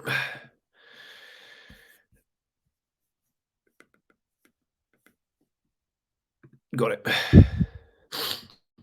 Language maps. Language maps are a concept that you'll find which isn't going to be useful if you are just talking about devices and data, but could well be very useful if you're talking about administration, or you're talking about bus routes, or indeed you're doing anything which involves real people. FIWARE is not just an IoT platform, it's a way of pushing context data above IoT level. This is where we have inherited something direct from JSON-LD. You've already got the idea of an object and relationship. A relationship object is defined in the core context with JSON-LD at ID. That is because that is always going to be a pointer to another object. That's how JSON-LD works. Similarly, the NGSI-LD entity type is defined as a JSON-LD at type. At type is the type of a node or a data type of a typed value. That is standard JSON-LD. You can see we're leveraging JSON-LD to be used for other concepts. But JSON-LD also defines the definition of a container with an at language, which is saying you've got a series of key value pairs which are where the key is a what's it? BCP 49, I think it is, language code with EN, FR, NL, whatever. And the right-hand side is either a string or an array of ordered array of strings. So in this particular example, we have parked a vehicle on a street, and the street in the middle of Belgium is called either Grand Place or Grote Markt, depending on whether you are speaking French or Flemish. A lot of administrations are multilingual or have a legal requirement to be multilingual. And this is the way you can get around this and retrieve the data in the language of your choice. What you can do is you can use this lang parameter at the end of your query to be a certain language. So what we used to have was an object with key values, but we can treat that just as an ordinary property rather than a language property. So if I make a request to get hold of the street attribute, and I say, oh, by the way, I want this to be in French, then the value returned is as if it were an ordinary property, just an ordinary string. So you've got to consider language maps as being a way of manipulating string values. The way that the lang parameter works would be familiar to anyone who's set up an accept language on their browser, in that you can set up language equals EN, English only, or you can have a comma delimited list of languages. So that one has got equal preference for either Swiss French or French, or you can put a language wildcard. Now, if you really wanted to go for it, you could have a quality value ranking. So what would happen, and again, this is defined in the accept language specification, which is obviously used for NGSI-LD. You could say, okay, I would prefer either French or Swiss French at an equal value. Failing that, fall back to English. Failing that, fall back to something else. Now, according to the accept language specification, If you don't find anything, it should return a 404, but of course that is pretty useless. So everyone ignores that. So I believe that the default fallback is going to be lang star. So in other words, let's say I request, again on this entity here, French and Dutch only. If I request English, it will return something. Now, because it's going to return something, it should actually inform you which one it actually returned, which is why if you request using the language parameter and you retrieve back a value, you will get a non-rarefied property of a property lang saying this was retrieved in French. Hopefully, if you're making a request in a language I understand, that value will match one of your preferences. If it doesn't, then at least I'm giving you some data because I'm trying to give you some sort of information about my context. I'm doing the best I can. Give us a break, folks. Right. As mentioned before, language maps are limited to strings and arrays. So if you have a series of entities which are based on a natural language, then you will need to add in an additional property saying this is in the language of. Now, there are already existing semantic ontologies which will give you that information. So if, for example, I have the classic hello world entity, and my hello world entity is in French, called Bonjour le monde, it will have attributes like name and description or whatever. But I can also have an in language, which is defined by schema.org as being this is in the French language, and you can use same as to have an array of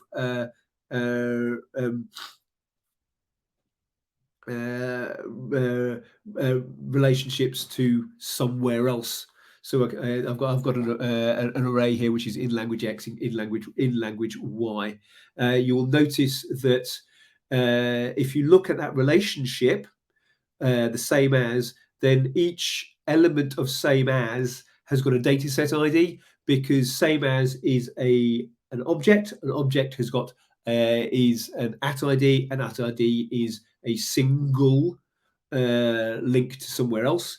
So what we do here is that we have a dataset ID to allow for multiple values. There is then, in this case, I've put a property of that relationship saying, by the way, relationship 1 to hello world is in English. Relationship 2 to hello Welt is in German, and so on and so forth. It keeps the underlying data model simple. If you need it, you'll need it. If you don't need it, you can go off and make another cup of tea whilst I'm describing how internationalization should work when you're pushing data around the system. Obviously, internationalization is more relevant to, say, logistics or smart tourism than it might be to, say, manufacturing or agriculture. There is an ability within JSON-LD to do expansion compaction operations. This is how I could take an NGSI-LD payload, which is using its preferred short names, long names, whatever, or the ones I've requested, and then change it. One question about this is that your resultant payload may or may not be valid NGSI-LD. It most certainly will be valid JSON-LD, because the whole point about JSON-LD is that you can modify your payloads. However, you wouldn't necessarily end up with a payload which you could push directly back into a context broker. You'd need to do the reverse. An example of this you can see here, and indeed one of the tutorials has got an example where, having done the code which I've shown on the previous slide, what happens is things like type, ID, address, what have you, have been changed into Japanese. Now, the problem with this, of course, is that type and location and name and property are defined in the core context. So you wouldn't want those values to be. It wouldn't be understood by a context broker as the values on the right hand side as being understandable. However, of course, it may be of use to your receiving microservice. Your receiving microservice could retrieve NGSI-LD data in a format which it doesn't want. It is because it is JSON LD. It is able to modify that and change the values as necessary.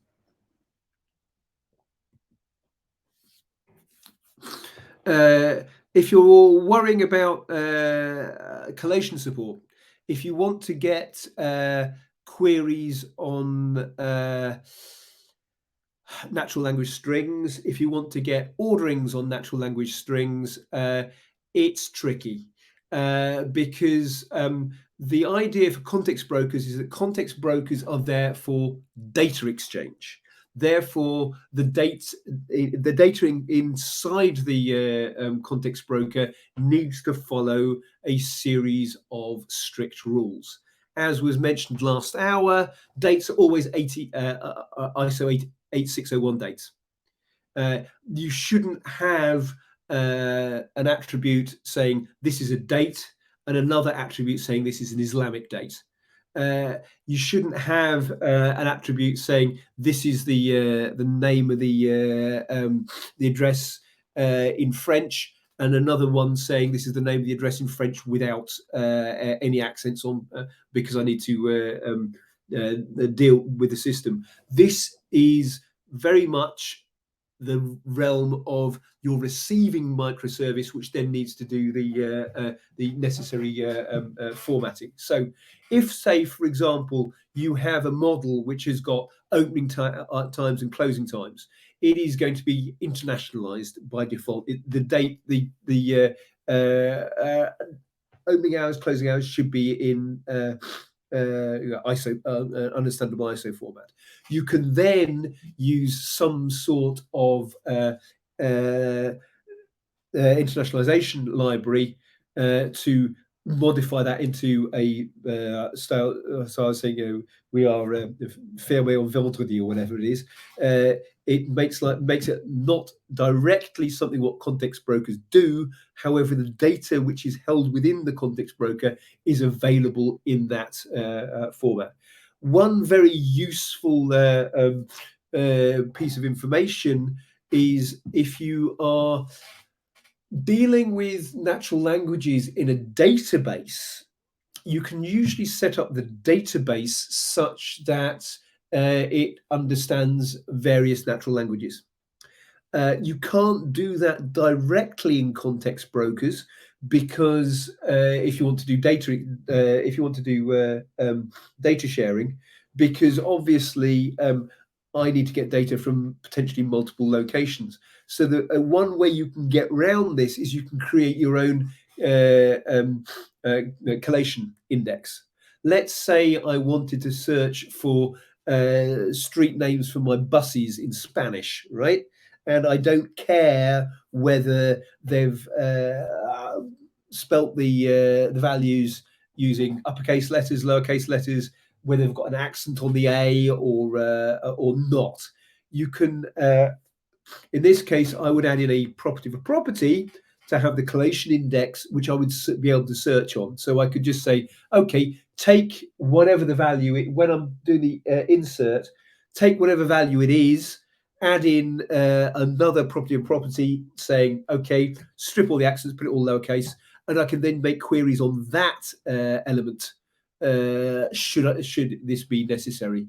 Similar example, if you want to get a search on umlauts or OE in German, you would do a replace on that collation index to make sure that the value you are searching on is available. That way, you can do a query, a Q parameter on a property of a property, which is attribute name followed by a dot followed by property name, to work out what the actual values are. The reason why this isn't done by context brokers is it cannot be standardized. Languages are very, very tricky to deal with. So it's saying, if I really need to do this, I'm going to have to set up my own collation index. Whilst we're talking about context brokers are not a silver bullet. There's plenty of things you wouldn't want to put in your context broker. There is no support for a blob type. There's no direct support for an image. If you want to, I don't know, do some sort of predictive algorithm or what have you, you're not going to put that into the context broker. What you can do, of course, is that in the case of an image, you can store it somewhere on your cloud storage, and you could have an attribute as a pointer to that. Probably using a DCAT AP entity type, which is saying, oh, by the way, I've got a link to this entity. This entity is a DCAT AP entity type, which then has the attributes like, I don't know, I'm a JPEG image. I was created on this date. I'm 500 pixels wide by 10,000 pixels deep, or whatever. This is perfectly acceptable, but you don't put the image directly into a context broker. It's links to that information. Similarly, if I wanted to make a prediction as to where my bus will be in 5 minutes time and have that as some sort of attribute, why I would, I don't know, it would make much more sense to have that link to that service as an attribute, rather than try and store the data itself. If you need to have some sort of regular update, that was another way you can do it. Indeed, if you look at the regular Wednesday webinar series we run, there's a nice little demo of a car parking prediction system, which is doing all that heavy lifting and then pushing the data back in as properties of properties, saying that we expect this slot to be free at some point. Things like AI and machine learning is tricky. It's processor intense, and therefore it's something which comes in via a cron job, or you have a subscription which goes off to say, oh, my value has changed, I now need to make my new prediction, or whatever. So this is real work being done by other microservices, not being done by the context broker. Similarly, context brokers do not do things like data validation. That potentially could be done by a proxy which you hold in front of your context broker. It's not my job, it's somebody else's job. They do one job and one job well. So going through the various ways you can filter your data. You can cut your data in multiple ways. You would want to cut your data either in a programmatic manner, or just to reduce the amount of cruft going through the system. You should really try to minimize the amount of data retrieve at any particular point. You can see on the right there's a little library which does listing of entities, and it's saying, I only want shelf, I only want key values, I only want the following comma delimited list of attributes. This is obviously minimize the amount of information.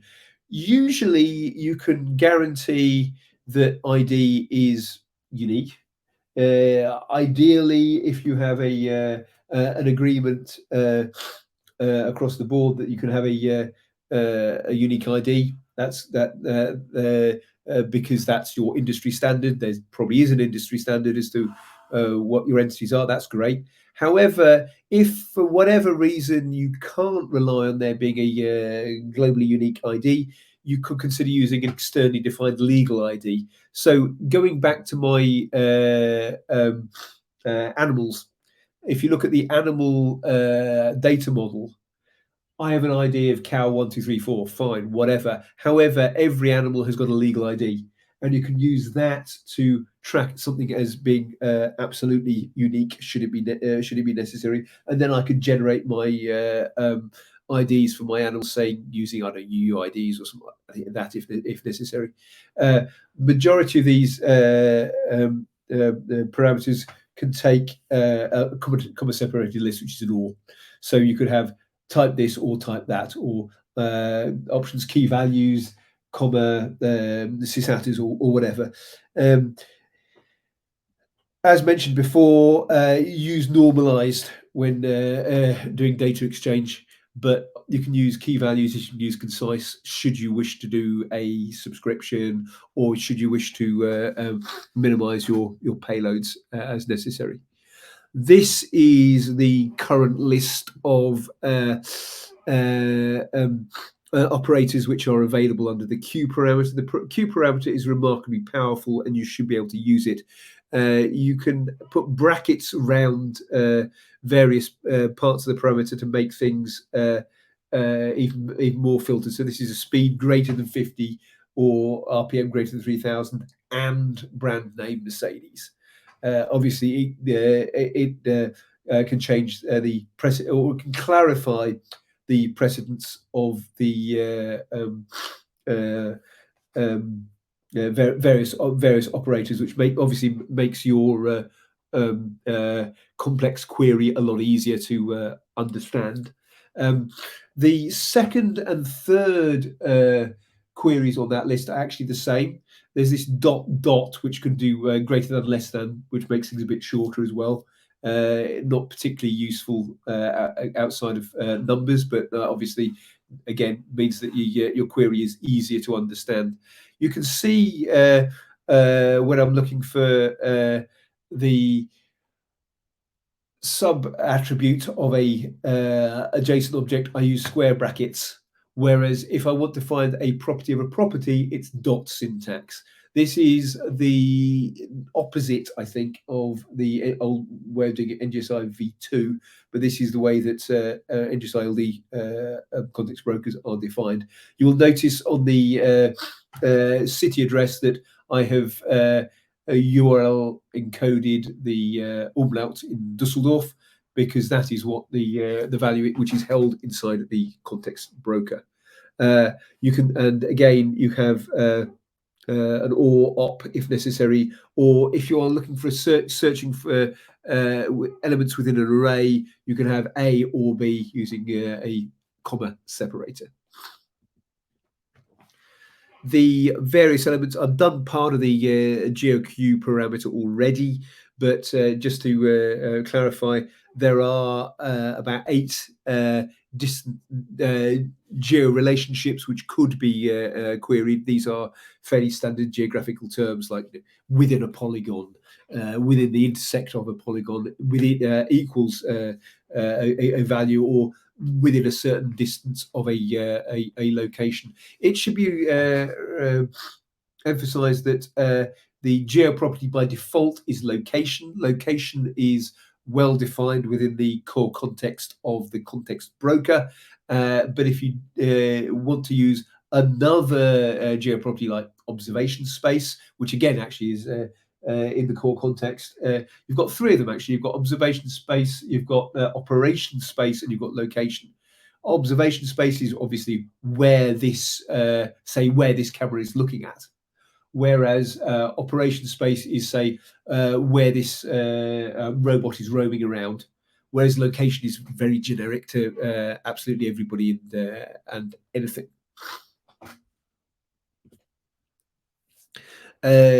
Temporal parameters are obviously more limited. They're before, after, and between. You can see here that, but there is this time at, but there's also an end time for the specifically for the between element.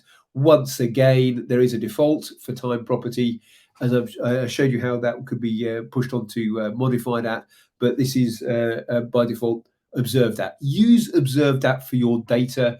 Annotate your values with a property called observe that, and you will find that it's much more usable to other systems.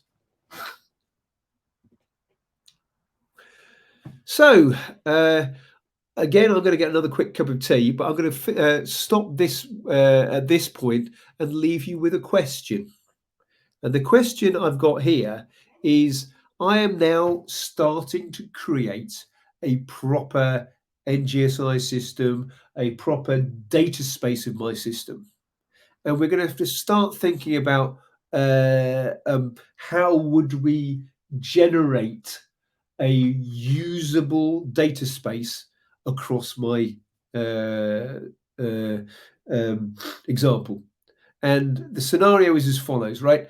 I have a farm, which is pigs and cows, track my animal collars, and the veterinary practice holds the status of the same pigs and cows, whether they're ready to be slaughtered or they're in calf or whatever. And I also want to find out whether my animals are healthy and whether they're doing sufficiently a number of steps per day, which might be affected by the local weather conditions. So I need to get hold of the weather conditions of the farm and so on and so forth. Now, the question you need to ask yourself for any data space scenario are, very first thing is, who are the data providers? What data does the farmer own? Where does the farmer get data from elsewhere? What common data models should be used? Don't reinvent the wheel, use what's already out there. And also, how can I ensure that data from other sources refers to the correct entity? I can leave that up and running whilst I go off and get another cup of tea, but I will actually pause in a second and I'll grab myself my cup of tea and we'll come back in another 5 minutes whilst you're thinking about it. So if I've got my time right, so at approximately 25 past 5, we'll come back and I will answer my own question.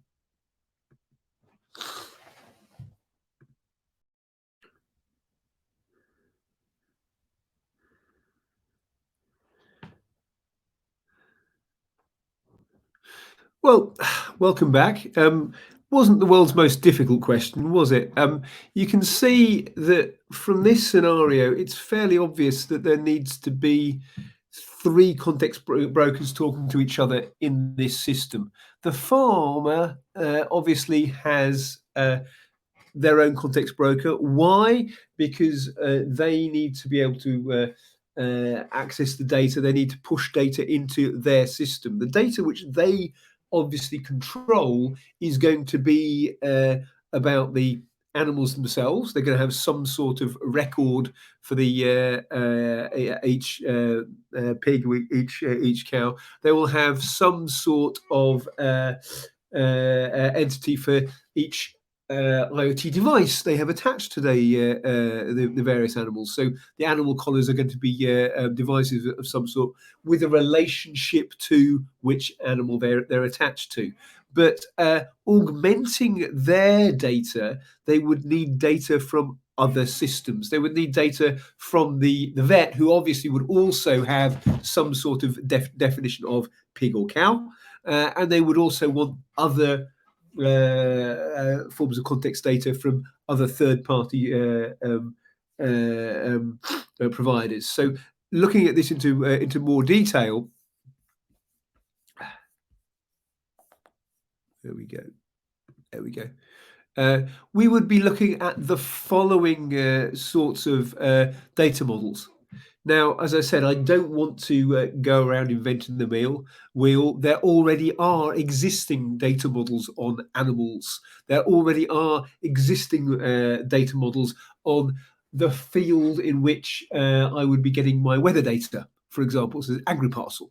There already is a base data model for devices, but there are multiple ones. Which there might actually be one which is these days, which is even more usable than generic device. So in this particular case, what we have is that the farmer would have their fields, their agri parcels, but the weather observed and the weather observed would be coming totally from an external context broker, whereas animal would be a kind of shared entity where bits would be within the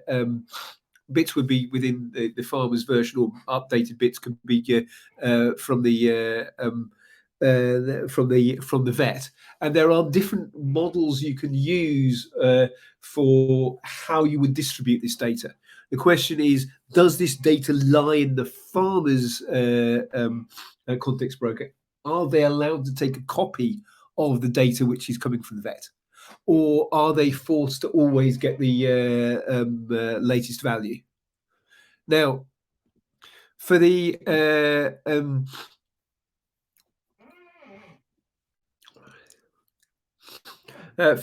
animal model, what we could do here is we could have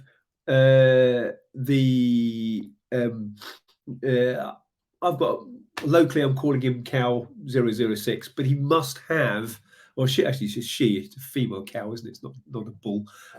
She must have some sort of legal ID. Actually, what happens here is it's the ear tag, which is going to be the legal ID. There is some sort of unique way of identifying Twilight the cow, and there's some sort of way of retrieving the values from the farmer. Now, obviously, from the vet. Obviously, in this particular case, I'm copying my data into my local entity because then I want to be able to do stuff with that local entity. Again, within animal, there is an attribute called located at. Located at is obviously going to be a relationship between Twilight the cow and where Twilight the cow actually is. And what I've decided to do here is I would like to know, for this animal, I'd like to know what were the weather conditions on that animal at that point in time. So we would be able to work out what is how far has the animal traveled during a day, and based on the weather conditions, maybe that would indicate, this animal is not moving as much as we expected. Maybe we should call the vet. So what you can do here, and this is purely for convenience, I have copied data which ontologically would be placed elsewhere as metadata, because I want to be able to use it for my calculations. So I don't want to have a deep ontology where a cow is in a field has weather. I want to know what was the weather happening on my cow at a certain period of time. Now, obviously, that is related to the located at attribute, and is best placed as a as a property of a property, or a series of properties, the weather conditions for my animal.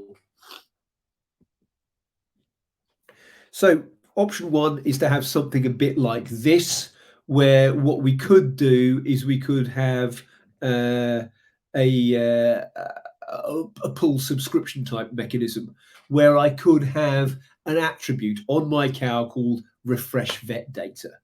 And what I'm doing here is I have a property, and I within that property, I set my value saying I would like to have an update, please, of the following bits of data. I'm saying I want phenological condition and reproductive condition. And there would be a subscription, which is saying whenever the watched attribute, which I've got wrong, it should be refresh data, changes, give me the various parts of the data coming out. So what would happen then is that this would fire a subscription into the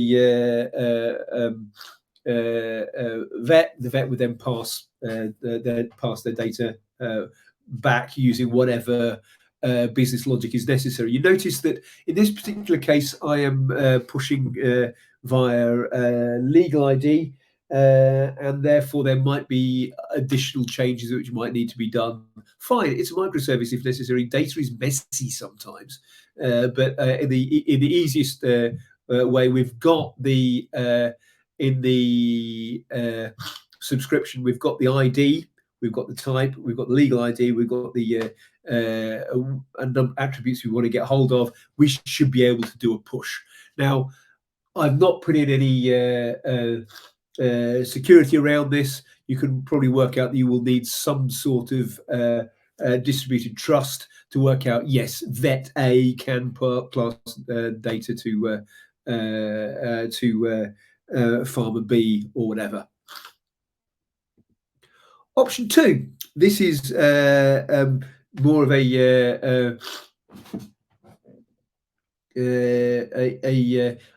know I, as the farmer, have got sufficient information to be able to get hold of the data I need.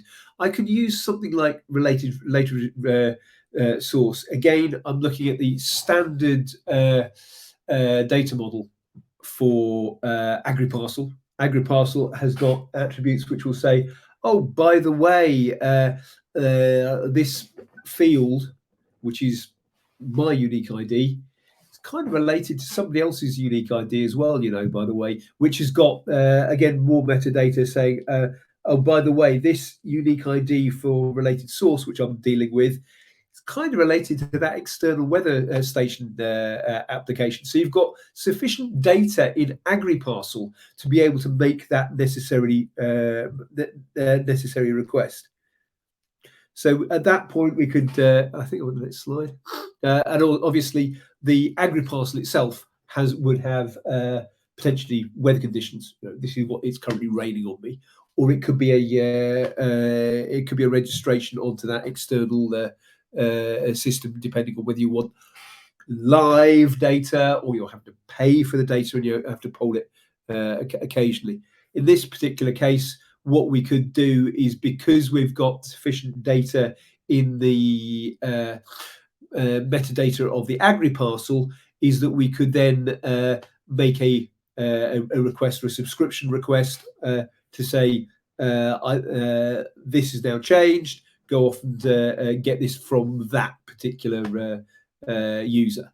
So you can see there are several ways at which you could be getting hold of data. You could, if we are in a situation where we're all friendly, happy, and we're not paying for anything, we could federate our information to get hold of the data as from multiple sources all at once. But this is an example where there may be a cost related to obtaining the data, a cost related to updating the data, and therefore we would want to do a less frequent system. What I'm trying to say here is that you are better off having a usable data model than having a strict hierarchy which is ontologically correct. You could have said animals don't have weather conditions. Well, they didn't. They had a located app which in turn had weather conditions. Fair enough.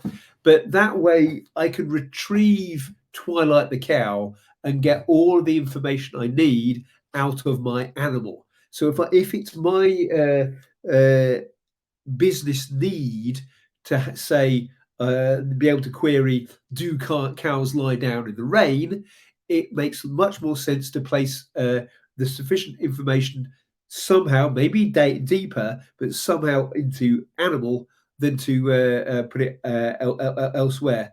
Now, the reason why you don't want to put it elsewhere is obviously the field the cow is located at could change. So if each field has got weather conditions and the cow's moving, you have a very complex relationship here between, I need to get the data and then retrieve all the data for Twilight in order to make my calculation. If, however, we are able to, if necessary, have a copy of the data associated with the entity we're interested in, we can get hold of the data. Okay, fine, hands up.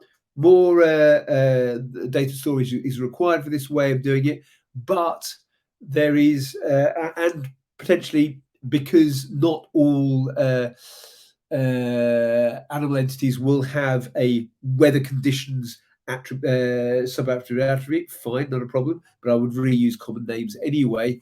But it means that my system is usable. So fundamentally, what you need to deal with here is what works, and this sort of thing actually works. There are three different ways. I say three different ways of interacting with your context broker, or three common ways of doing it. There probably are others. Upsert, registration, or subscription. I'll be dealing with subscription with registrations in a little bit more detail for the remaining half hour. But depending on your data source, you should think of what the way the context broker is retrieving information is fundamentally going to be one of these three things. For IoT agents, which we will be dealing with tomorrow afternoon, you get data from devices, you find out what format it is, you push into the context broker. That's an upsert. You can upsert anonymous information. You can sort of make up your IDs as you go along. You can put various bits of data about your devices so that it can map to specific IRIs as necessary. Effectively, what a large amount of here's the state of the real world data going into a context broker will be, is it will be going through the entity operation upsert endpoint. It's simple. It doesn't matter whether the entity's already been created or not. It always will be created. It works. Why do anything more complex than that? Now, registration may be set up for either a federated environment or an actuation, but not both. This is defined in the next slide deck in more detail. But you need to work out: are we sharing an entity across multiple areas, or is there one sole source of truth? If there's a case where I only want to get the data from that weather provider, I don't want to have a copy, fine, that would be an exclusive registration. If, however, I get data about my fields from my agricultural system, and I also want to get my weather data from elsewhere, that's going to be a federation. Now, it is possible that you may have an actuation where the system is informed of something. I showed an example of an actuation or a subscription with the refresh my data from the vet. But it is also possible that I could set that up as an attribute on a device to go off and do something, depending on your use case. Now, true federation, what I mean by true federation is that we're all friends here, and you can have as much of my data as I like. I'm just giving you what I know about. Implies a greater degree of trust than the various experiments of I4 Trust. Within I4 Trust, you want to have control over your data. You want to have data sovereignty. So that means that I may or may not wish to push my data around your system. And therefore, there should be a check before you can actually get anything from me. If I have a proper, true federation, I'm happy to share stuff. In general, you can get overall data from multiple brokers as if it was just a single broker. So that's the end of that particular section. Don't worry, there's still more to go. I'm going to check to see if there's any questions in the chat before we go further. So, are you still there, folks? If there's nothing more, I've got one more section to do. There was at least a couple of things up there. So no questions on that so far. So I will bring up my final slide deck, you'll be pleased to know. and we'll see how it works. So where are we? That's all right. So I just want to stop sharing for a second.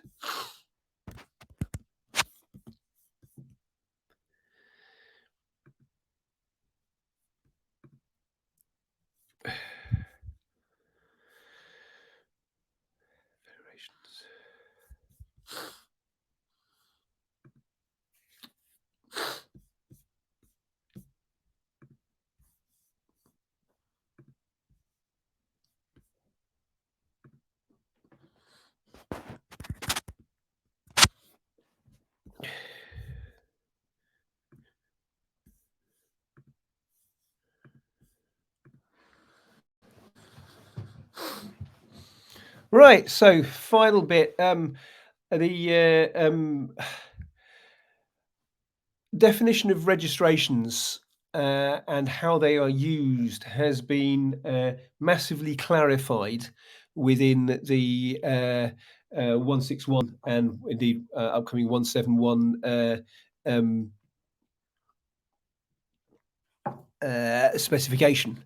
So I'm going to go into a few more detail of how registrations are uh, well defined and going to be used going forward, as well as covering some of the more obscure parts of the API specification you may or may not need. If you find out that actually, yes, this is relevant for our use case, you'll be pleased that you've been made aware of them before trying to create your own own solutions. Whilst we're at it, I can see there is a question. Yes, slides are definitely going to be made available. If for whatever reason, I believe the way it's going to work is that someone will make an announcement saying the slides are over here. But if that doesn't work, as I said, contact me on LinkedIn. I can send you a copy directly or give you access directly. Because yes, obviously, my slide deck works for me, but it needs to be updated, maintained, and may well make more sense to be modified by you. So I'm happy to share.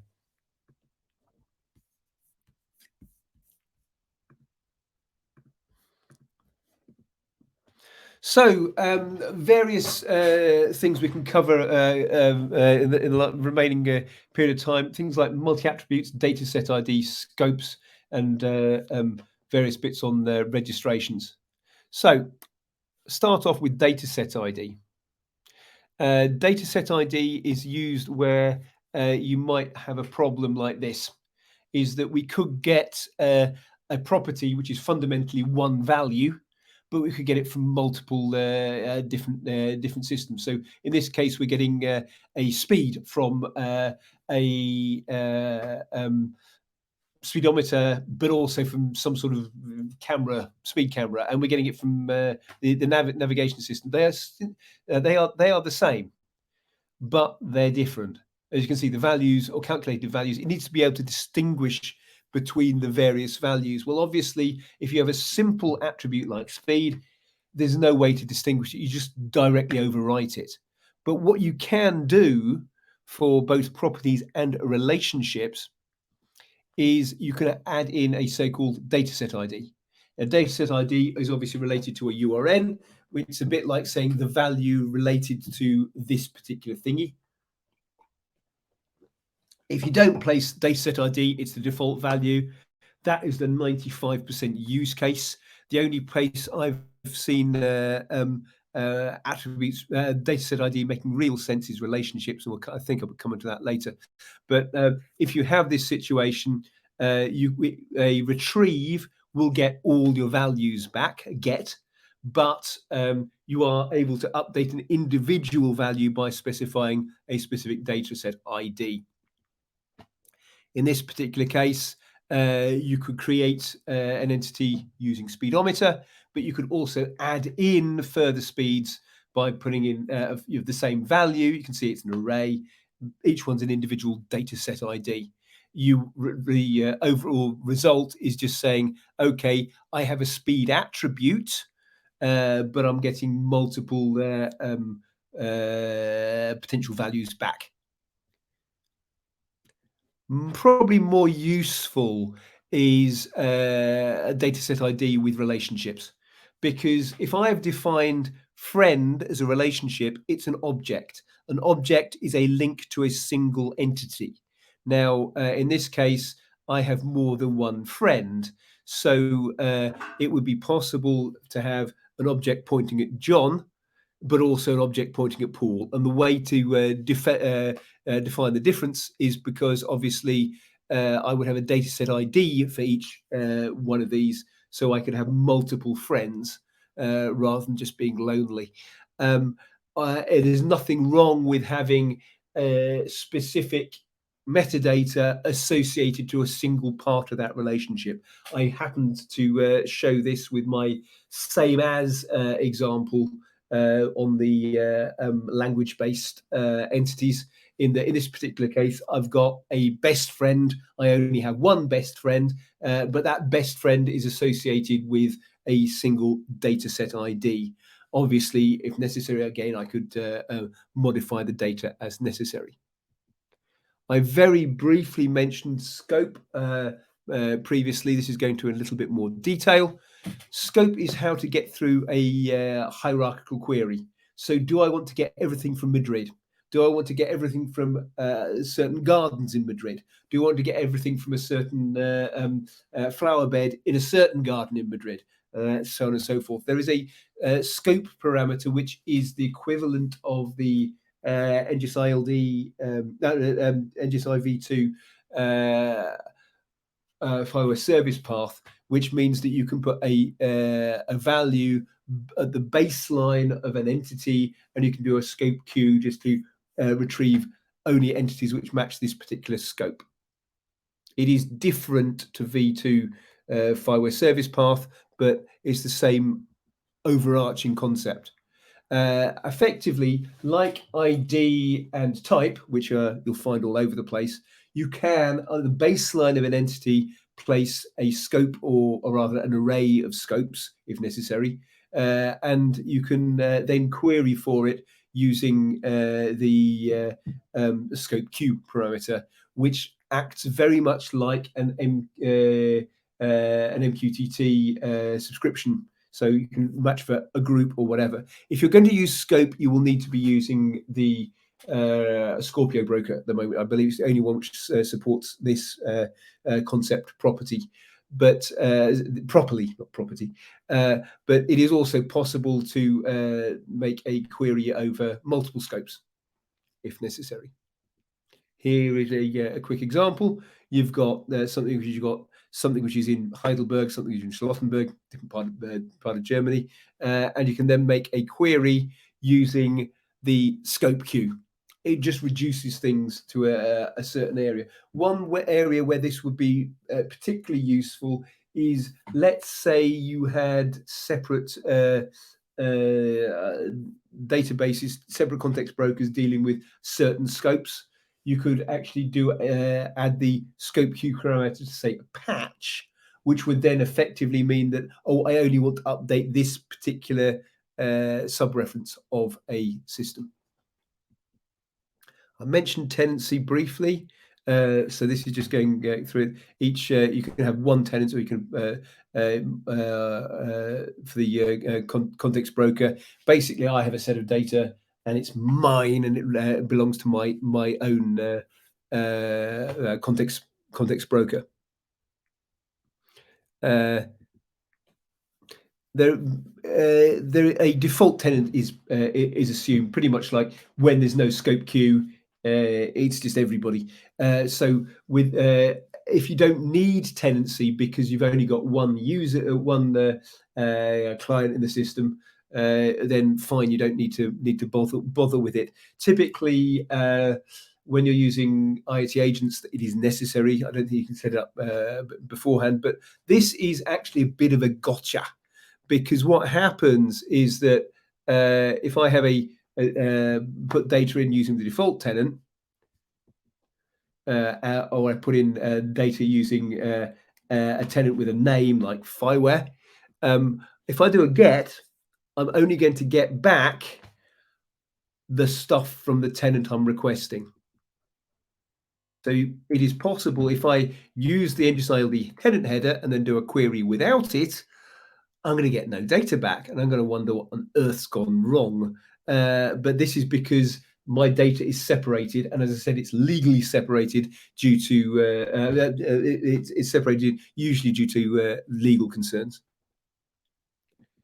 Now, registrations are now a lot more complicated than they used to be in 1.6, and and there'll be even further clarifications in 1.7. But this is the basic way of dealing with stuff. Now, this might not be for you. If you are a simple deployment, you can have one context broker. You gain all the benefits of interoperability because you're passing your data through a context broker layer. Maybe you've got a relatively small system. Maybe you don't need the complexity. If it works for you, you don't need to worry about this. But you should realize that context brokers are defined to be able to take a much larger distributed system full of millions of changing values. That's what they could be used for, and therefore, if necessary, you could have you should be able to support this. There are different ways you could do this. You can have a broker which is then contacted, kind of a hierarchy of brokers where I have a god broker on the top who's talking to multiple sub brokers who are then talking to further sub brokers. We're distributing our data across multiple systems. We could have systems where you have, say, data which is held within a device which I want to get hold of. Classic example of that is battery level, where I can say I can offer you the device battery level, but I'm not going to keep informing you about what my battery level is, because each time you make the request, it's going to start draining my battery slightly. So, I have information. I might be able to offer it if you really, really want it. You could also do this for actuations. So you need to be able to get some sort of aggregation across the board as to what's going on. You could also have a situation where I've got data in multiple different bits of information in different context brokers, which I want to mush together, but there's no obvious central control. So less of a hierarchy, more of a setup of peers, in which case I can get the information from multiple brokers at once. Typical example is that you've got a consumer, someone wanting the data, they're getting the data from the context broker. But we could also have a situation where I'm a consumer, but I want to retrieve my data from a context source which the broker knows about, rather than someone who's pushing data directly into the system. You can indeed have a situation where, as you can see here, there are different vehicles in different brokers. You can have a broker on top of the hierarchy, which you've got data. You can have brokers further down a hierarchy, which could have data. When you make the request, it's going to so when you make the registration, you're going to have to define an endpoint to say, I'm getting data from here rather than getting data from there. I'll do it for both brokers, and as you can see, I would get all the data from everywhere if I'm all three of them if I make a request for, in this case, vehicles. You may also have a situation where bits of data. This is closer to the farmer vet scenario I gave earlier, where you've got different bits of information in different brokers, and it is you could have a simple registration if there's no cost benefit situation where I would actually mush together my various different bits of data to get the whole lot from A, B, and C all at once. You could even have situations where you could get the same value from multiple different places, but of course you can use things like dataset ID to be able to work out that the value, the speed in this case, is different is in different units or from a different um, degree of reliability, let's say. Once again, you can actually make a query over multiple entities to get hold of everything you need. Now, in this particular case, we've got all three having different data, but if they had the same, if they didn't have the data set ID, it would be whichever one had got the latest observed at, which would come up, or failing that, latest modified at.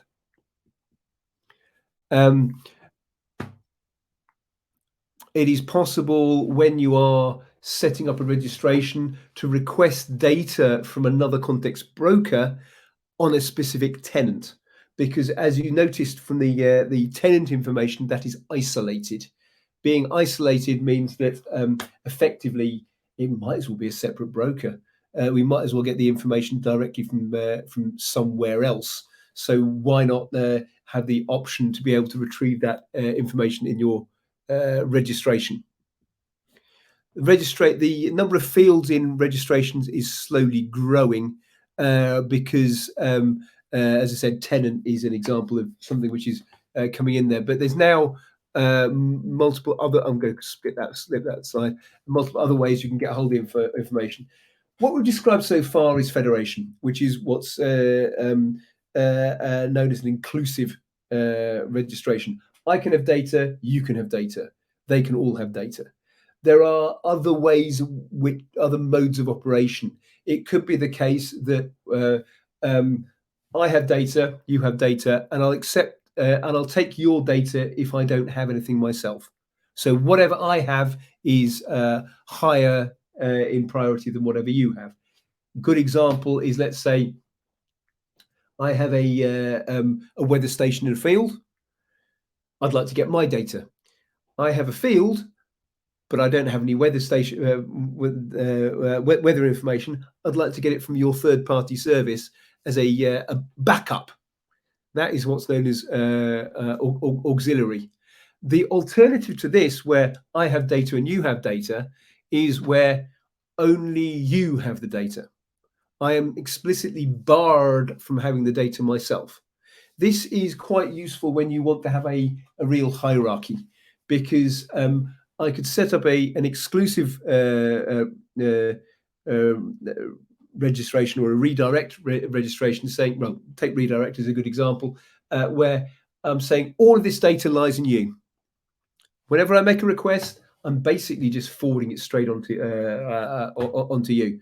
And because I don't hold any data, there's never going to be any conflict between whatever I have and whatever you have. Whatever you have will win. Now, an even stronger version of that is exclusive, where not only whatever you have will win, I can't make a registration elsewhere, because there is only one source of information. This is a good example of this is, as I said, battery level, or it's a way of doing actuations on devices. If you don't want to track the commands which you've sent to your device, you can just say, okay, just send this down, just send this lump of information down to the device. It'll go off and do something with it and have done with it. Now, it is possible just to get my data by using this local parameter. Local equals true means I'm not going to bother firing any registrations. As I said, context source registration is now getting more and more complex. There are two major components here. The others are a little bit obscure, but the important points here are mode and operations. Operations is there are multiple endpoints in context brokers, as you probably realized. Everything from updating entities to querying to temporal endpoints or what have you. There are groups of these which are of use to context brokers. So the default set of operations which are available is so-called federation ops, which is get everything and allow people to set up queries. But if you are in a situation where you need to be able to patch onto somebody else's a context broker, let's say, you might want to add in additional fields. It's basically it's a bit mask allowing you able to do additional bits and pieces as necessary. Similarly, it is possible to offer additional information to registrations where they may wish to do additional restrictions. So, I only want to get what's in your context broker. So you can add in local equals to true, or I don't want to get you more frequently than necessary, so I can set up a cache. All of these things on this slide are optional in that the context broker is not forced to follow them. However, obviously, they are in everyone's interest if the broker could support it, because it reduces the amount of work that is necessary. And that is the summary of this last section. I will skip the summary slides and move straight on to any questions we've got, because we're getting close to the end point for this. So I'll stop sharing the screen and I'll put my lovely face on board. So, good evening, everybody. Any further questions? I've got the chat open on the right, so I'll re-answer Mauricio's question first. Yes, slide deck will be available. Yes, if not, we'd get it. We'd like to have this updated version. This is always a problem, to be honest. It's one of the things I was discussing internally, actually, is that all the slide decks I created 6 months ago are out of date, because obviously we need to try and maintain this. So what I'm going to try and do is I'm going to try and put them into a central public location where the employees of the FIWARE Foundation can continue to update the system. But we should give public access, read-only access to anyone else. So you can make your own copy of it if you want to edit it and change it. There are, I believe, various places where there are translations of some of these slide decks as well. So if you want, everything in French, fine, do it this way. Second question: anyone try to write a blockchain-based context broker? There is, or there are several components around the context brokers themselves, which would be in a position to either persist data into a blockchain, showing you that was the status of the system at that point in time, or the alternative is that you could have a listener on changes to a blockchain, which would then push data into a context broker. So you could use this as a federation mechanism. Obviously, if you've got consensus across a blockchain, you really know what the status of the system is, and then you can be pretty certain what the system is. Running the an entire context broker literally on blockchain wouldn't work, because obviously you want to have the latest state of a system. And as the state keeps changing, you'd be pushing more stuff to a blockchain and more stuff to a blockchain and more stuff to a blockchain. There are several webinars in the Wednesday webinar series which show where distributed ledger technologies have been used at various parts of the FIWARE stack. And that could be anything from, say, using IOTA to as a transport layer for important information, getting data into a context broker, to using the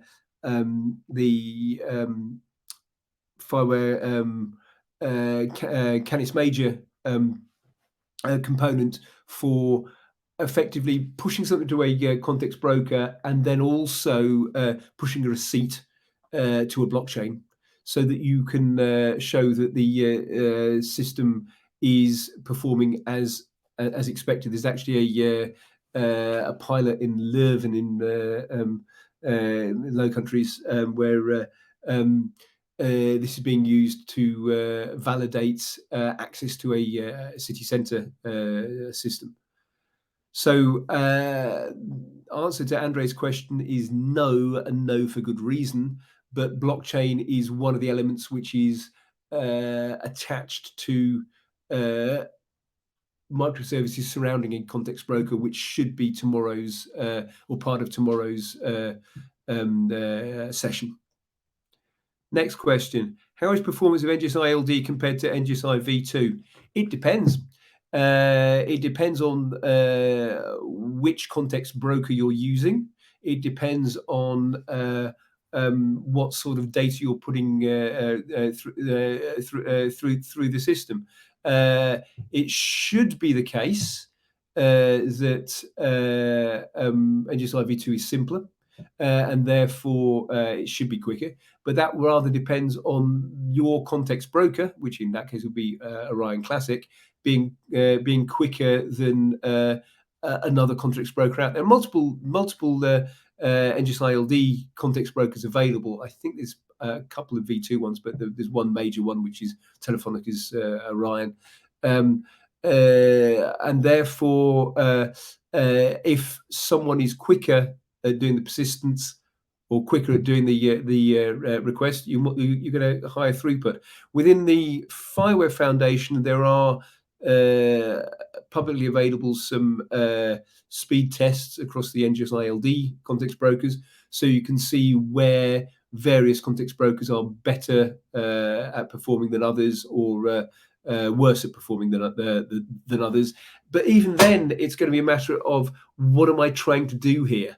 Because typically, you look at Orion LD. Orion LD is lightweight, relatively quick. But probably would fall over under a much lower load than, say, Scorpio. Scorpio is going to be slower in general on its transactions, but is designed for massive federations. So if that's the relevant use case for what you're doing, fine. And then you get Stelio is kind of somewhere in between the two. So I wouldn't say use broker X, use broker Y. What I would say is you should be able to switch in whichever broker is necessary based on your use case, because they are all attempting to follow the same specification. That's the reason for having the specification in the first place. Right, next question. Is there a roadmap for up and coming updates of the NGSI-LD specification? There is I believe there are public documentations in Etsy which state where they believe the specification will be going. There are regular technical steering committee meetings once a week within the FIWARE Foundation, and all of the deliberations of all the minutes, all the deliberations of the technical steering committee are available to the general public. General public can also turn up to the steering committee itself if they wish. Each of the context brokers within available on GitHub has got an individual roadmap saying, we want to do, I don't know, language properties next. And there should be an indication of which parts of the 171 specification will be covered in the near future. As I said, if you take something like Scope, for example, you will be using Scorpio, because that's the only one of the major brokers which is currently covering Scope properly. Fine. The others will catch up when it is economically worthwhile then putting the effort into to cover that bit of the specification. Everything I did on Thursday covered by all brokers. Probably about 80% of what I've done today, things like temporal, things is covered by everybody. I think they've all got language map now, or at least two of the three have got language map. It's as you get further and further in the into the specification, you may well be restricted to a single broker today, but give it 6 months, they'll all be up to the 161 or the 171. Or, of course, let's say there is part of the specification which you'd like, broker X to do. Raise an issue on GitHub. Find out when. Ask them directly. Ask them directly. Are you considering doing this? Or raise something yourself, because you have.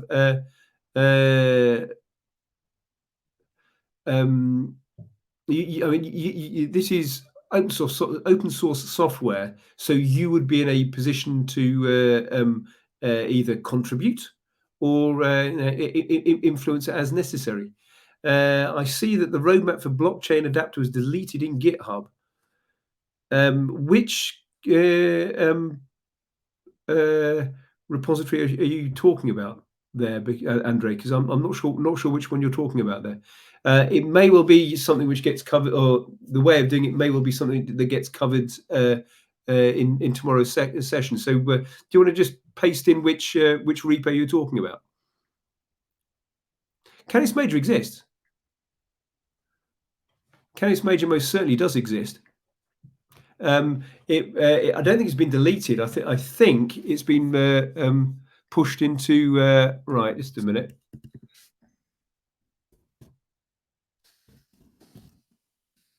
Pretty certain it's under in the FIWARE repository, is it?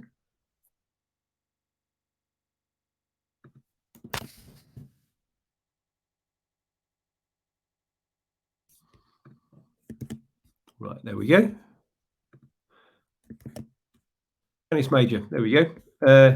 Does exist. Oh, but the roadmap was deleted, presumably because the roadmap was inaccurate as to where it's going. If I remember rightly, original Canis Major was relying on a subscription mechanism to retrieve data and then push to blockchain. Right now, that wasn't the right way to do stuff, because you can only be certain that a blockchain has got its data once the data is settled. So you can't just say, "Oh, I'll accept the stuff and then I'll push to blockchain." You need to do it the other way round, or you need to do it in parallel. So it's better to have a situation where I can do this in parallel, or I can offer the endpoint for persistence and rollback based on what the response of the blockchain itself is. And obviously, the definition of various EBSI compliant blockchains are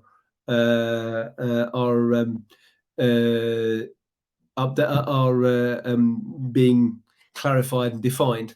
So what would happen is that the mechanism which has been used will have changed and been updated, because it's architecturally a better way of doing stuff.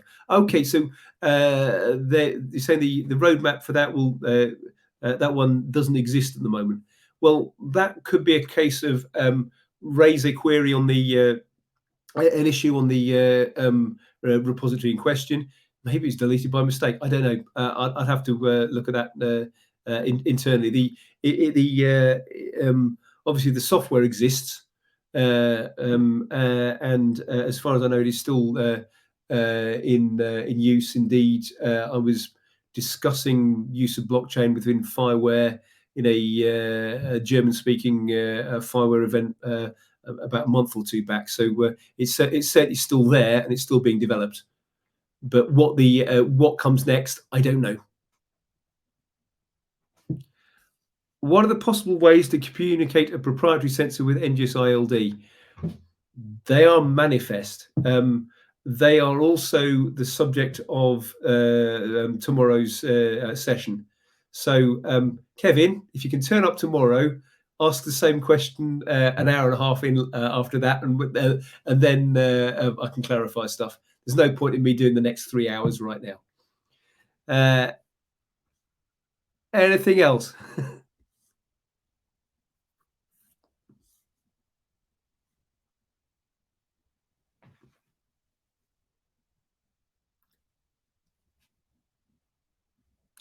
Yeah, going on to the roadmap, I believe maintenance of the roadmap is one of the requirements for the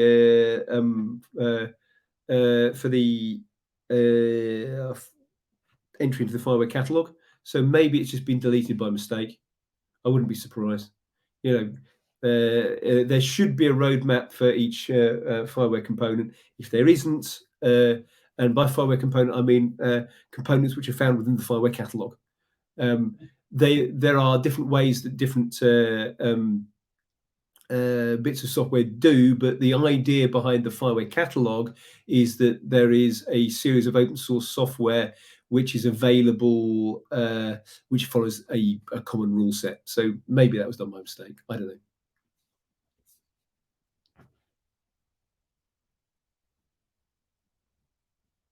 Any further questions? Or can I leave you for this evening? And I think I'm back again tomorrow at 3. We've got another 3 hours of this.